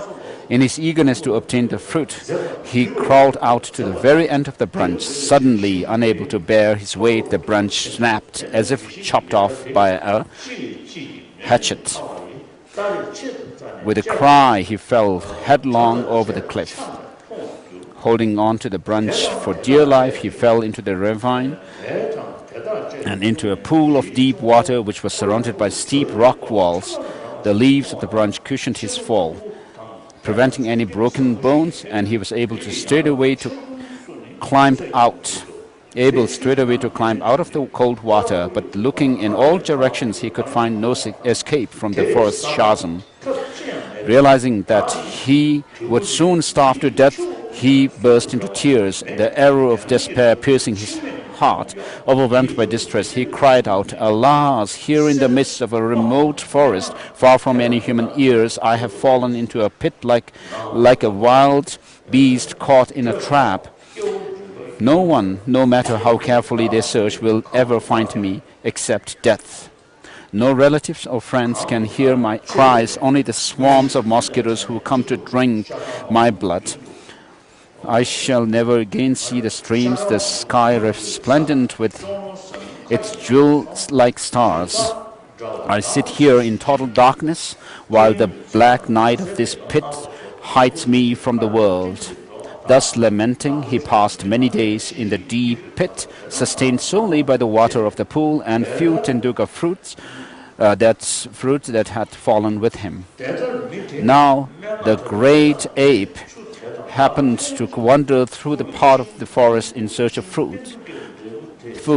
Beckoned by the branches of the tenduka tree rustling in the wind, he climbed the tree and peering over the waterfall, saw the emaciated body of the man lying at the bottom of the pit, eyes and cheeks sunken and pale, obviously weak from hunger. The compassion of the great ape was instantly aroused. Entirely forgetting his own search for food, he fixed his gaze on the man far below and in human voice called out, "You there, what are you doing in this pit inaccessible to men?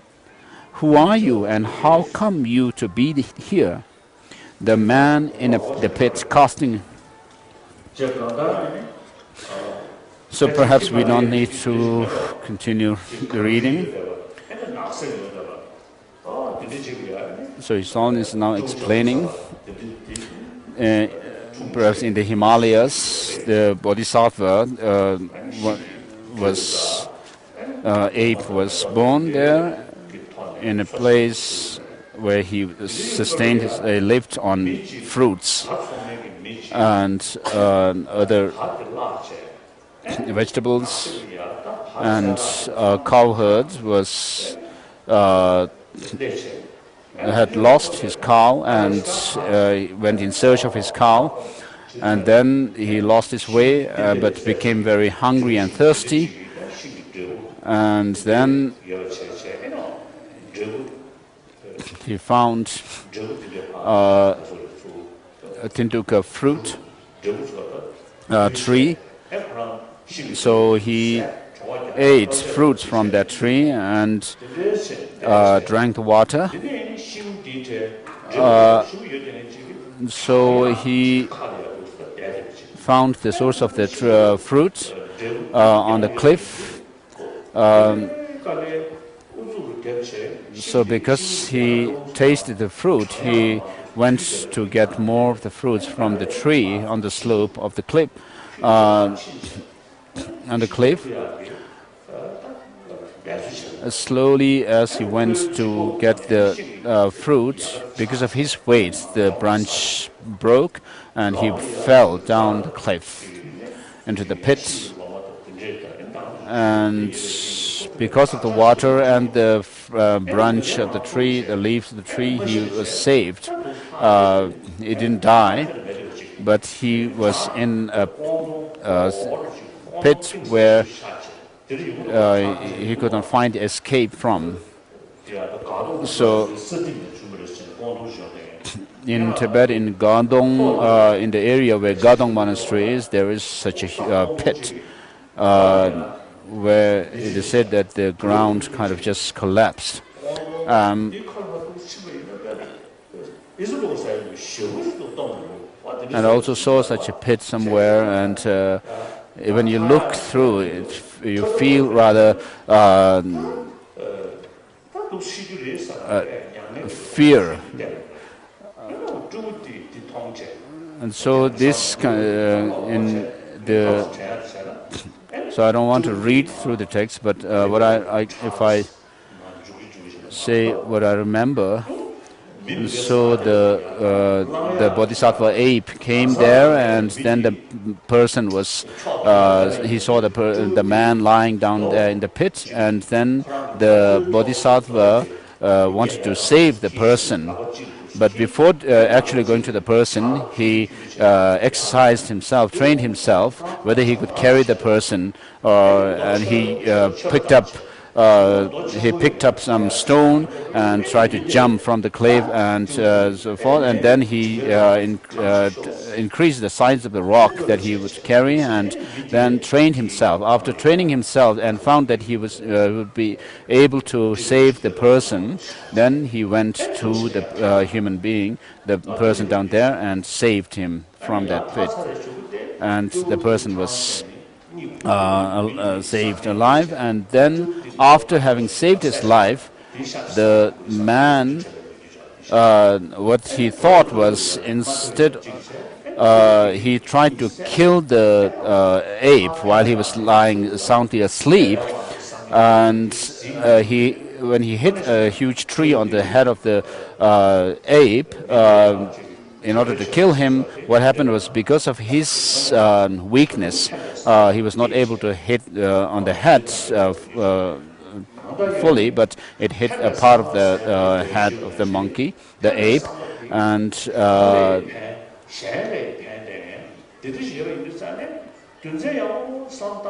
so because the ape had this altruistic nature, what we can find is, if you are truly dedicated for the well-being of others, then it will bear its fruit. What happens to us is we are more or less self-centered, and also because of self-cherishing attitude, and also because of ego grasping, which kind of work together in unison. How we have lived so far until now, since beginner's time, is, if we hear someone saying there is no such a self, we can't believe it. And also when people talk about holding others more dear than ourselves, then we tend to think that how is this possible? But if you use our intelligence, and if we check around your neighborhood and other people, you will find that this actually, the self-centeredness is the root of all troubles and problems, whereas cherishing others more than oneself and bringing help to others is more bears fruit to benefit oneself. And if you think about reducing self-centeredness and increasing cherishing others, of course you will be able to do that, which has to come through training of the mind. And this is something that I have some experience of, because in the beginning, when I was thinking about bodhicitta, I would think that, oh, this is something very difficult. Of course, it's very good, but it's very difficult. I cannot do it, or sort of thing. But when I thought about emptiness, I could see that this is something I can actually develop the insight into. But after receiving teaching on the Guide to the Bodhisattva Way of Life, then I could change my mind slowly. Whereas I was thinking that it is difficult, bodhicitta is difficult, I could think that this is something possible. What else is there to cultivate other than this? As a human being, having this human intelligence, if I do not devote energy to develop this altruistic attitude of bodhicitta, then what is the use? So I could, and also by seeing the fruit of this practice of altruism, I could feel inspiration. And this is something that I find to be helpful for one's own health, one's mind, and also bring help others. So I think that this is the practice that I should devote to. Even to others, I teach it. So for all kinds of temporary and ultimate goals, this is the main cause which brings about the fruit of goodness. So without actually making some transformation in the self-centeredness, reducing it, and also without having any understanding of selflessness and emptiness, if you're reciting mantras, may not do so much in terms of helping your transformation within. Whereas if you meditate on cherishing others and also compassion, bodhicitta, even 1 hour a day, then this is going to be more beneficial. So I teach this to others. Some people might think that when I give this explanation, some people might get the idea that how is this possible? But through training, this is possible. As Shantideva says, there's nothing which cannot become easier through familiarization. And so once you see the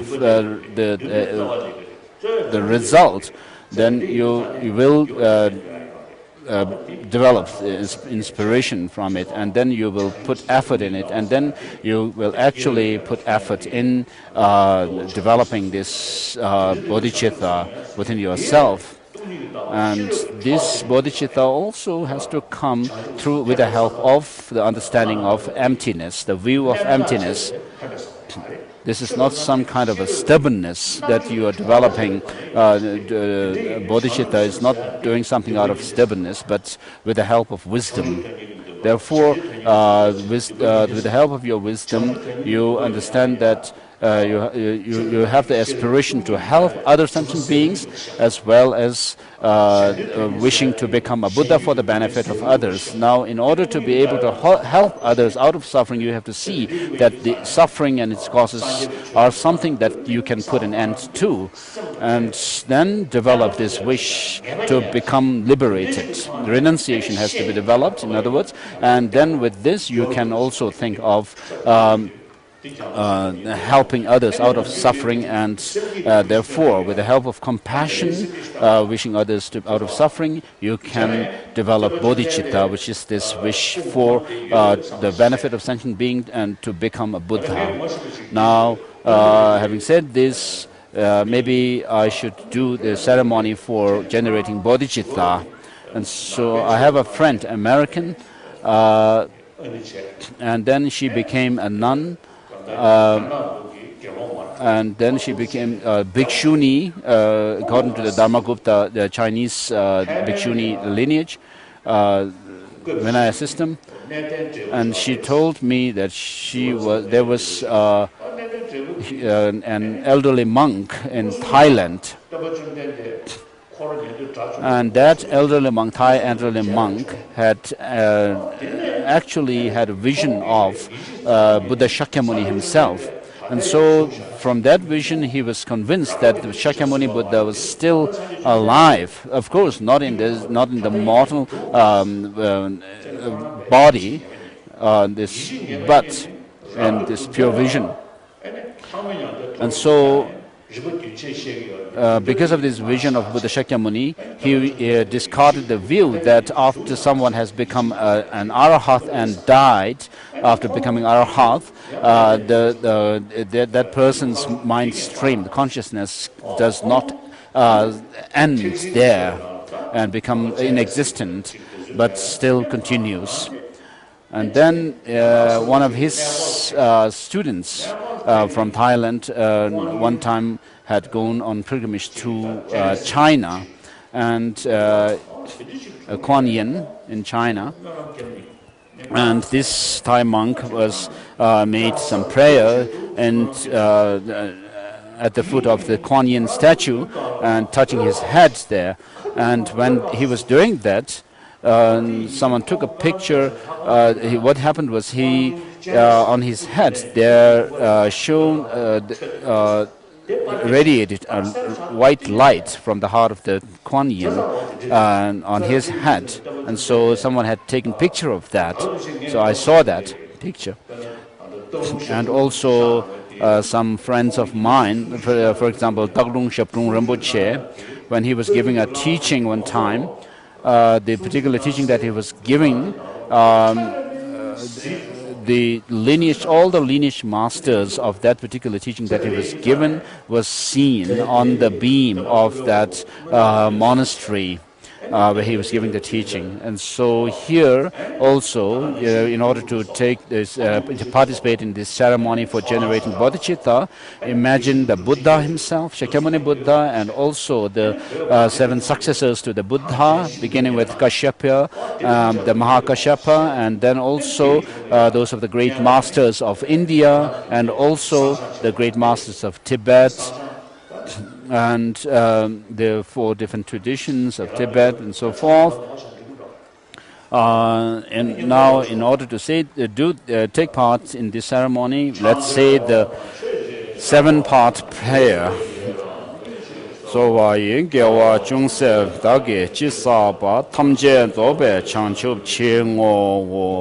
have said is that whatever merit I have attained or gained through the practice of prostrations, making offerings, rejoicing in the virtues, and confessing negativities, and requesting the Buddhas not to pass away, but live in the world and turn the wheel of Dharma.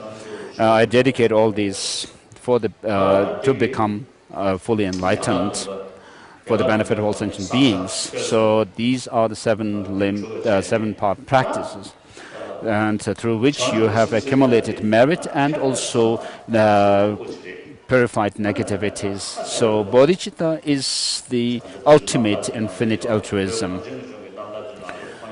If you look at you can find this to be true from the biographies and life stories of the masters. Like you can find this in the Jataka Mala stories as well as the stories of the Tibetan masters. So while we are alive, if we could cultivate this bodhicitta, you will feel great solace. When you are disheartened, this will be of great help. And also, while you are healthy and active, this will help to reduce your arrogance and negative thoughts, and destructive thoughts and emotions. So you'll have real big heart and calmness. And of course, I'm not saying that I have bodhicitta and I have also that I have the understanding or insight into emptiness, but I have given thought to these, and for over 40 years. So in essence, what is needed is that of warm-heartedness, kindness. If you have this, then you don't have to buy happiness by spending money or asking others for this or anything like that. But if you give thought and cultivate bodhicitta every day, day by day, and month by month, week by week, and month by month, and so forth, then you will be happy. It will be helpful in this life as well as next life until you become a Buddha. So this bodhicitta, and Adisha has said that even if it may take eons and eons to have this experience of true bodhicitta within yourself, it is worth.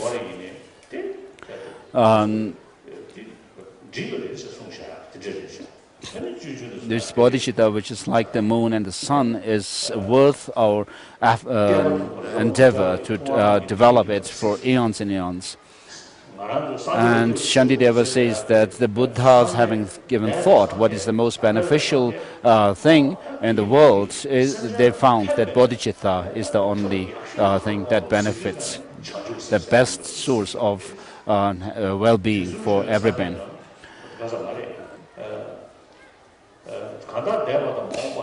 And so all the Buddhas of the past, the present, and the future, what they need to practice, needed to practice, will need to practice is that of bodhicitta.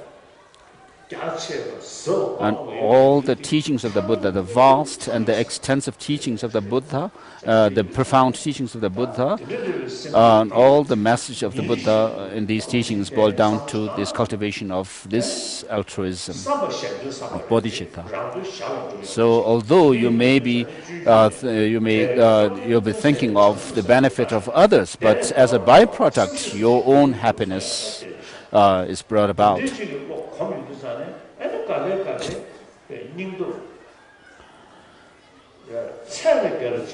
So when you train your minds, then you'll develop big courage and resilience to work for the benefit of others.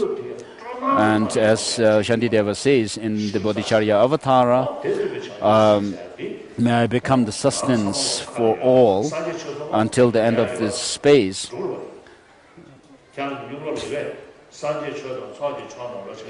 So we'll use the verse, I take refuge in the Buddha, Dharma and Sangha until I attain full enlightenment.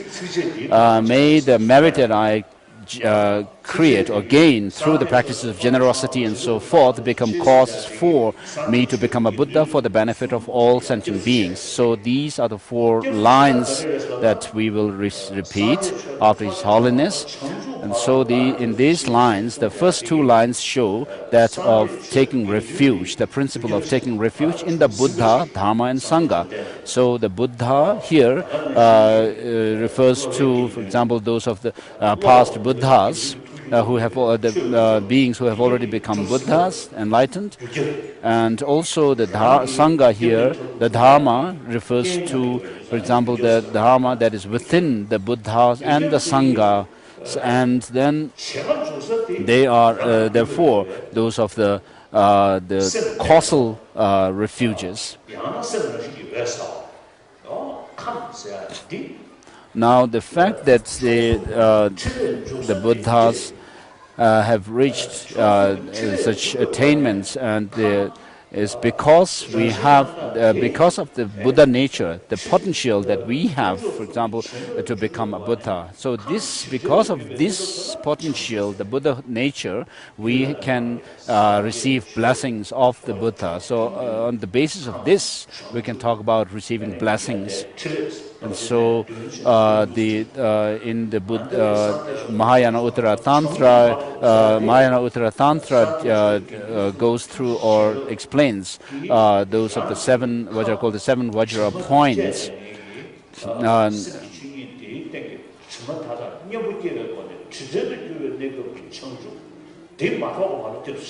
So you are saying that I'm going to take refuge in the Buddha, Dharma and Sangha until I become fully enlightened, which means that until you realize your full potential as and become a Buddha. And in order, we have the seed for that, which is that of the natural state of the mind, which is that of the empty nature of the mind. And therefore, the destructive thoughts and emotions and their imprints are something which are not in the intrinsic nature of the mind, but they are temporary. And because the nature of the mind is empty, we can see that these destructive emotions and their imprints are something which we can totally eliminate from our mind stream. And therefore, we have the possibility to become a Buddha. And so you are saying that you are going to become, you wish to become a Buddha for the benefit of all sentient beings. And the next 2 lines say that. So please kneel on your right knee and say these lines.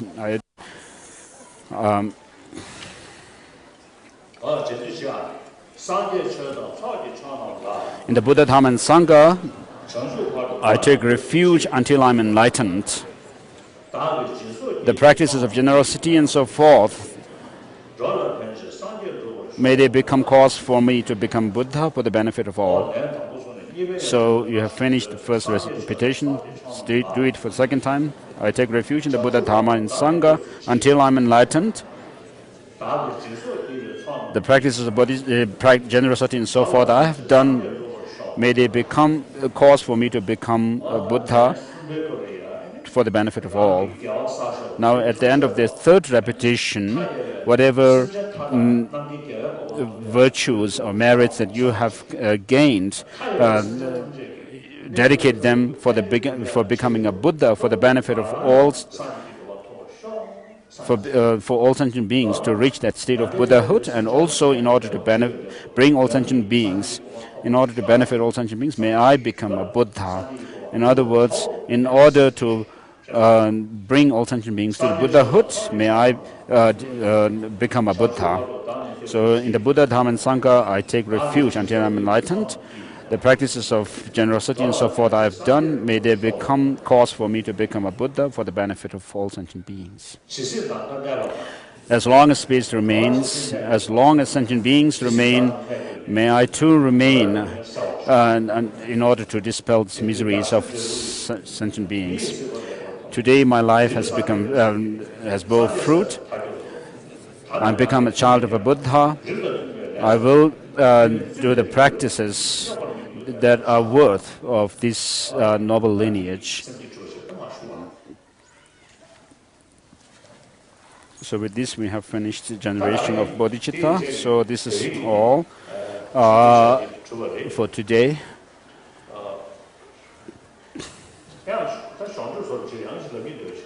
I also wanted to say something on the side here. There are people from Tibet, and there are Indians also. So with regard to Tibetan struggle, we are not looking for independence. We are not struggling for independent Tibet, but we are following a middle way approach, which is of mutual benefit to both the people, the Chinese as well as the Tibetans. So the most important thing is the intellectuals and students whom I have met in the last 30 or 40 years. I've met many of them, all of them, hundreds of them are supportive of this middle way approach. They say that this is something practical and also realistic approach to Tibetan struggle. So they are unanimous about this. So some people here say that Tibetans back inside Tibet are looking for independence. But of course, people who don't think carefully, if you ask them, maybe they will say independence. But if independence were what they are looking for, it is not something that we can obtain right away. But we have to be realistic. Although you may have the wish or aspiration for it, but of course we have the right to fight for independence. But despite that fact, who will actually support us if we say we are fighting for independence? Not America, not India, and not the Chinese intellectuals. And so without the support from these different people, and also the Tibetans inside Tibet, hundreds of them whom I've met, hundreds of them. And also, recently I met a Tibetan student who said, he graduated from Chinese university, and he said to me that the thousands of students in his universities in China support this middle way approach.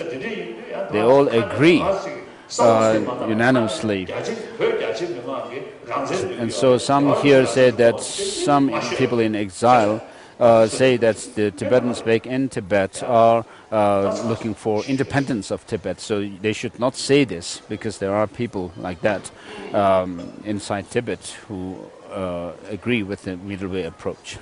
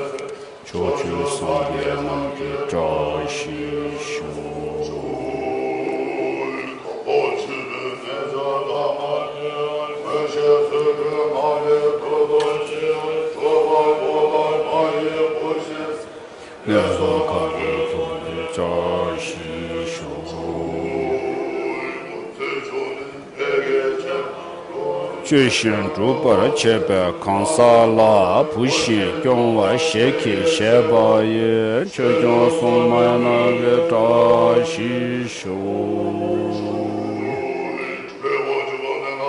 Luome Bekimne Kunjo Sunu Kude Sumane Sukandre Suho Yerme Shari Vema Patin Suho Seche Kera Vema Ketu Tuje Tubden Gyazu Bedo Yurendo Neshi Tuyo Chochu Gyabarsho Labasungde Umitsin Dibe Toge Nede Ganshin Todo Shirub Chawe Side Para Tubden Chochu Gebe Tra Shishu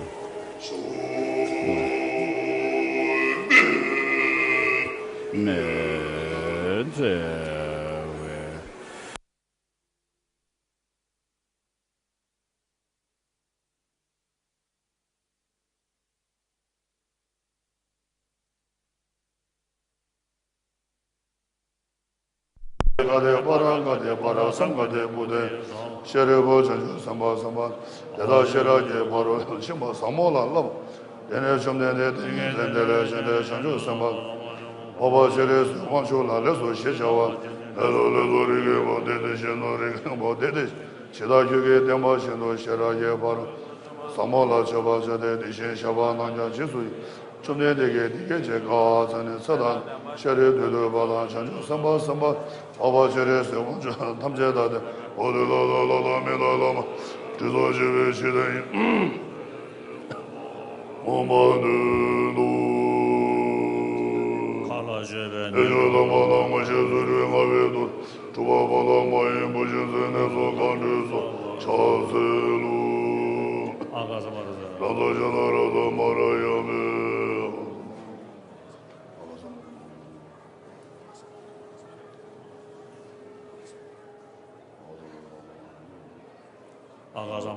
Shalaraza Marayame Deyata Gade para Sangade Buddha Baba Gunjo Sungi Gaiden Bekon Shin Baba Chage Bache Minime Chorenge Chile Guru Yeso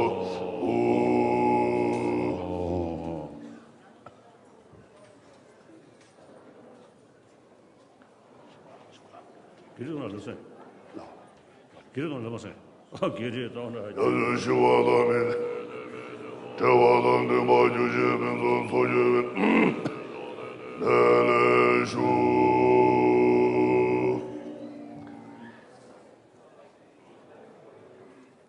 Tagari gündüz marbe. Pönzo gel. Yele Shive Chumego Daye Ruve Rewago Male Sheja Jijin Sive De Shagezo Ushase Dame Jamba. Yesege Jojeve Zaba Gunge Gunane Jameshin Meba Jambe Yana Ushase Shinzo Bamba. Baba Jeve Yoshishin Gomarin Zezane Lore Domeshin Yoso Jave Shala Ushase Shinzo Shabuni. Ilele Jeve Samana Vaja Jeve Namana Dade Size Mamin Seladu Yongi Geve. Tenye Yonge Gojeve Donzo Juvaje 라제드니 중에 렘보지 신예다 의샤스 롱메토라 정배 보도와다베 신제군베 정어와 주바님보제베 예제구제 송라수와즈 자주 도지 조근부진세 라바라의 시도 신계로니대로와 로마인세 샤라구샤스 가제신제 수제소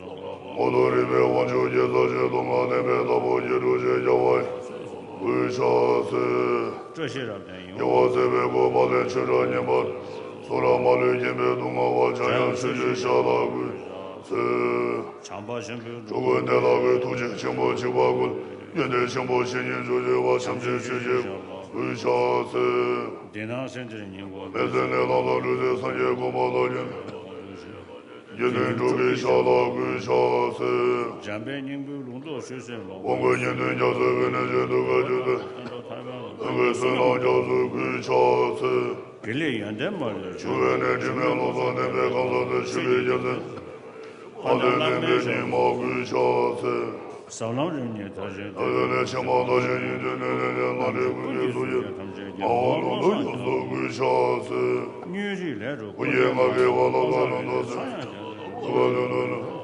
내게는 여소구샤스 罗这是过这面 게다가 선대는 와시상가게 전류전지제연 와레이시 원보구샤스 你对啥是家的 이나웨 가니 소라스베 대화제 신계여서 오버샹베도소구샤스 叫我滚了那个 바레제 시설로다 바레 이시게 초게 두고로다 바레데 니마구샤스 路上单边中人 그동안은 身上都被阳光新思索 의왕어와노도 여소구샤스 拿了王就路上 바제게 샤베니모 den생구게소 계선 수련여서 시설라메 샤라구샤스 那个王就赶上南边做用上单边 세르메데 계로den생 여소 수련여 시설라메 스 路上结婚对别白的人 여소시게 장양주베고르는 모르만 单边 원조체보구샤스 我路上单边 아사생모메 제센절라미루베 케라사미투일 칠레자수군라구샤스 我路的赶 여성도와는 자신약의 소신베벨레 지레사소 노바제베데라구샤스 路的赶上白在 셰베니 도데세제 슈베니마네 게레 소메치즈라마구샤스 让这松肉够了当然没赶上他们这个什么再有这个 스스신년라라구샤스 吊松跟着那么多学生 알라간도 신인수 朝着就我就这个真正那么 라라구샤스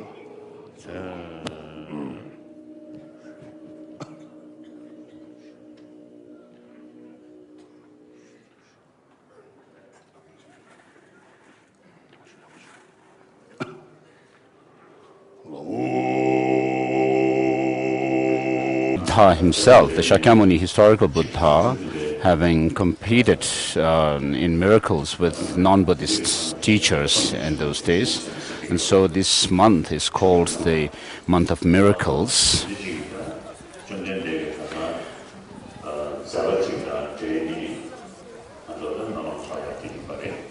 And so we celebrate this in connection with these miraculous deeds that the Buddha performed during that competition.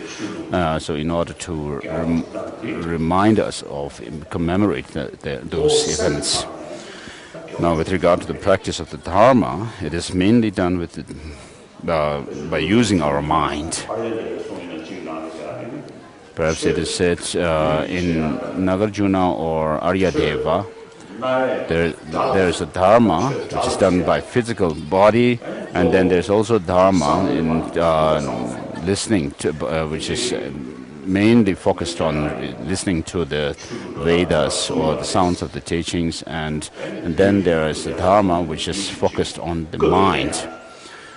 So in India in those days, there is the practice of penance, which is physical, and then there's a Dharma which considers the sound of certain teachings sacred, such as the Vedas, listening to the Vedas. And even today in one of the holy sacred traditions is that of Jainism, which has a great practice of non-violence. 93.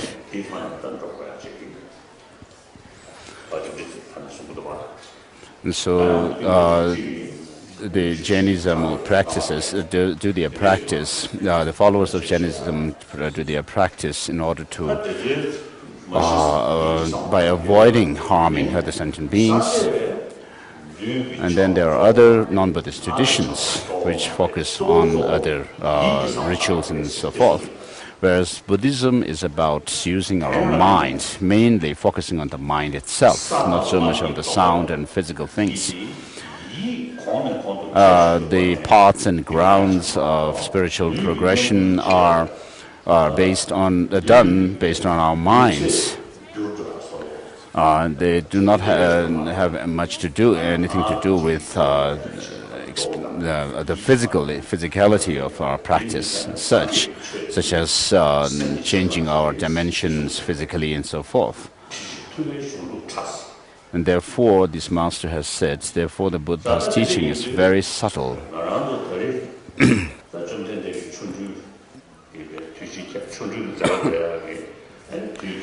And so on this occasion, coinciding with the Buddha's having performed the miracles, we commemorate him, and with in doing so, we do lots of virtuous practices.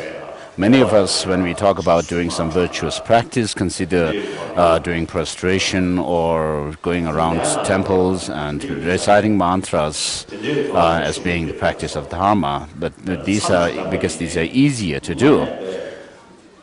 Even when we do some kind of a retreat where we confine ourselves to a room for a certain period of time, although physically we are isolated from others, but if what we need to do during those retreats is to isolate our mind from all kinds of preoccupations, preconceptions, and that is the main purpose of doing the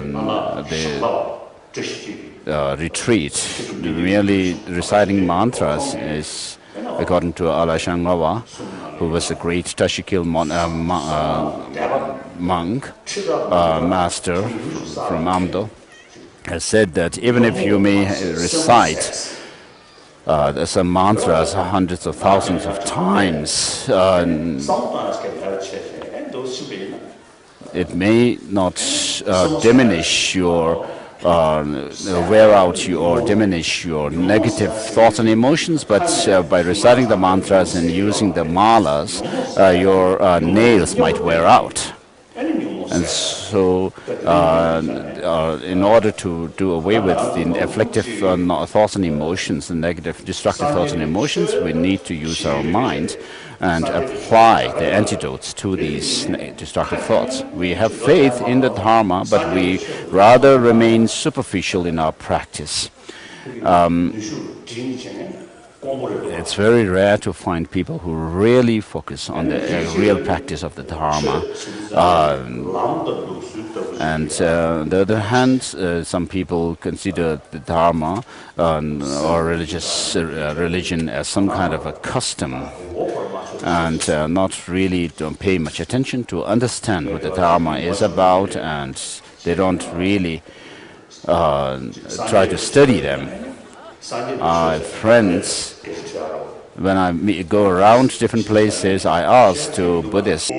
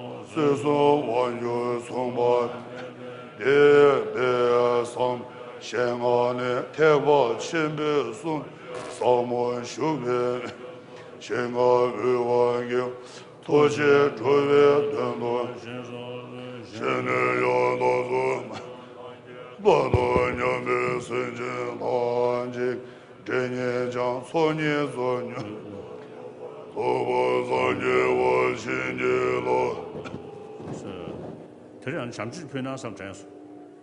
남주 잠시等我嘛吧。啊，这잠시东西啊。这么牛呢？是是爱的爱是爱情，爱所谓爱小没爱没爱梦不所。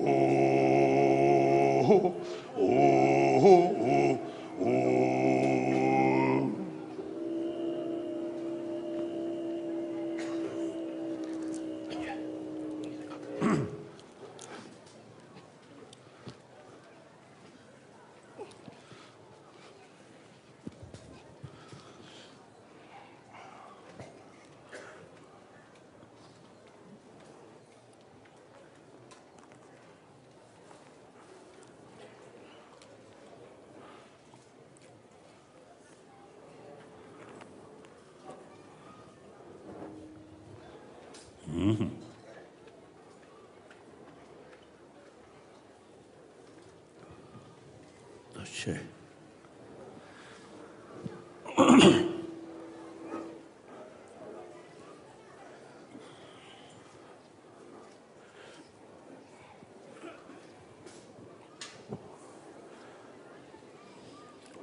Sanje Jada Zaje Shanam La Shinchu Bado Dani Age Sanam Ye Dola Benje Sanje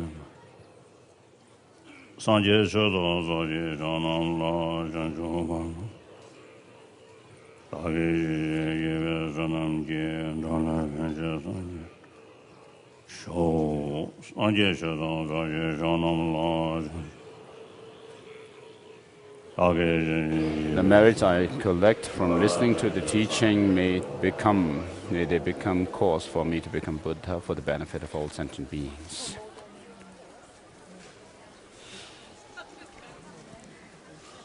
Do you want to call friends here so the monks can move?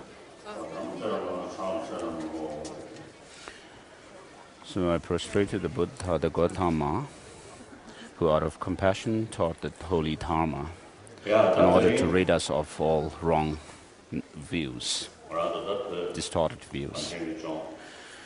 So today,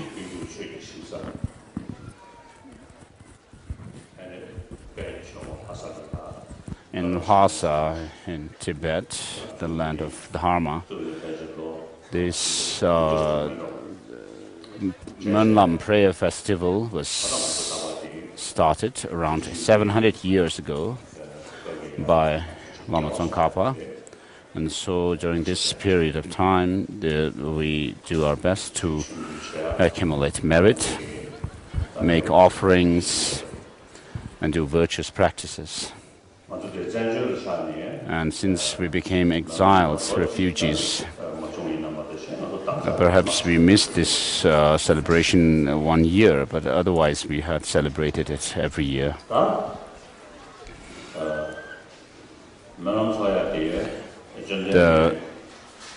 The reason or the purpose of having this Manlam prayer festival coincides with the Buddha.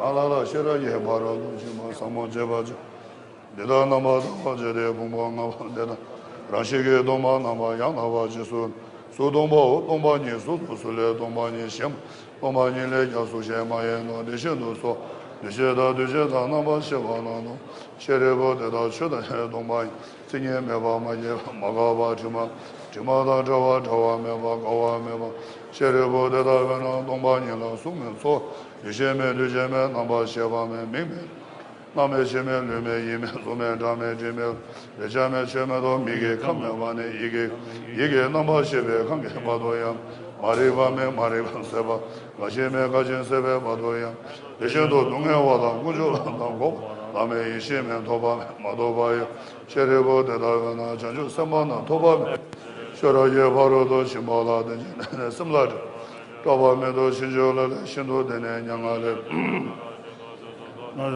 산제 단제 야샤라예 바로도 심발하든지 양다바 소베 전주도 몸바소바서 대다반 셔라예 바로도 침배 비바 침배가 나나메베가 미야바다니 동해 단제라도 시와지 미즈마나 덴바시바 셔라예 바로 침배가 메바다야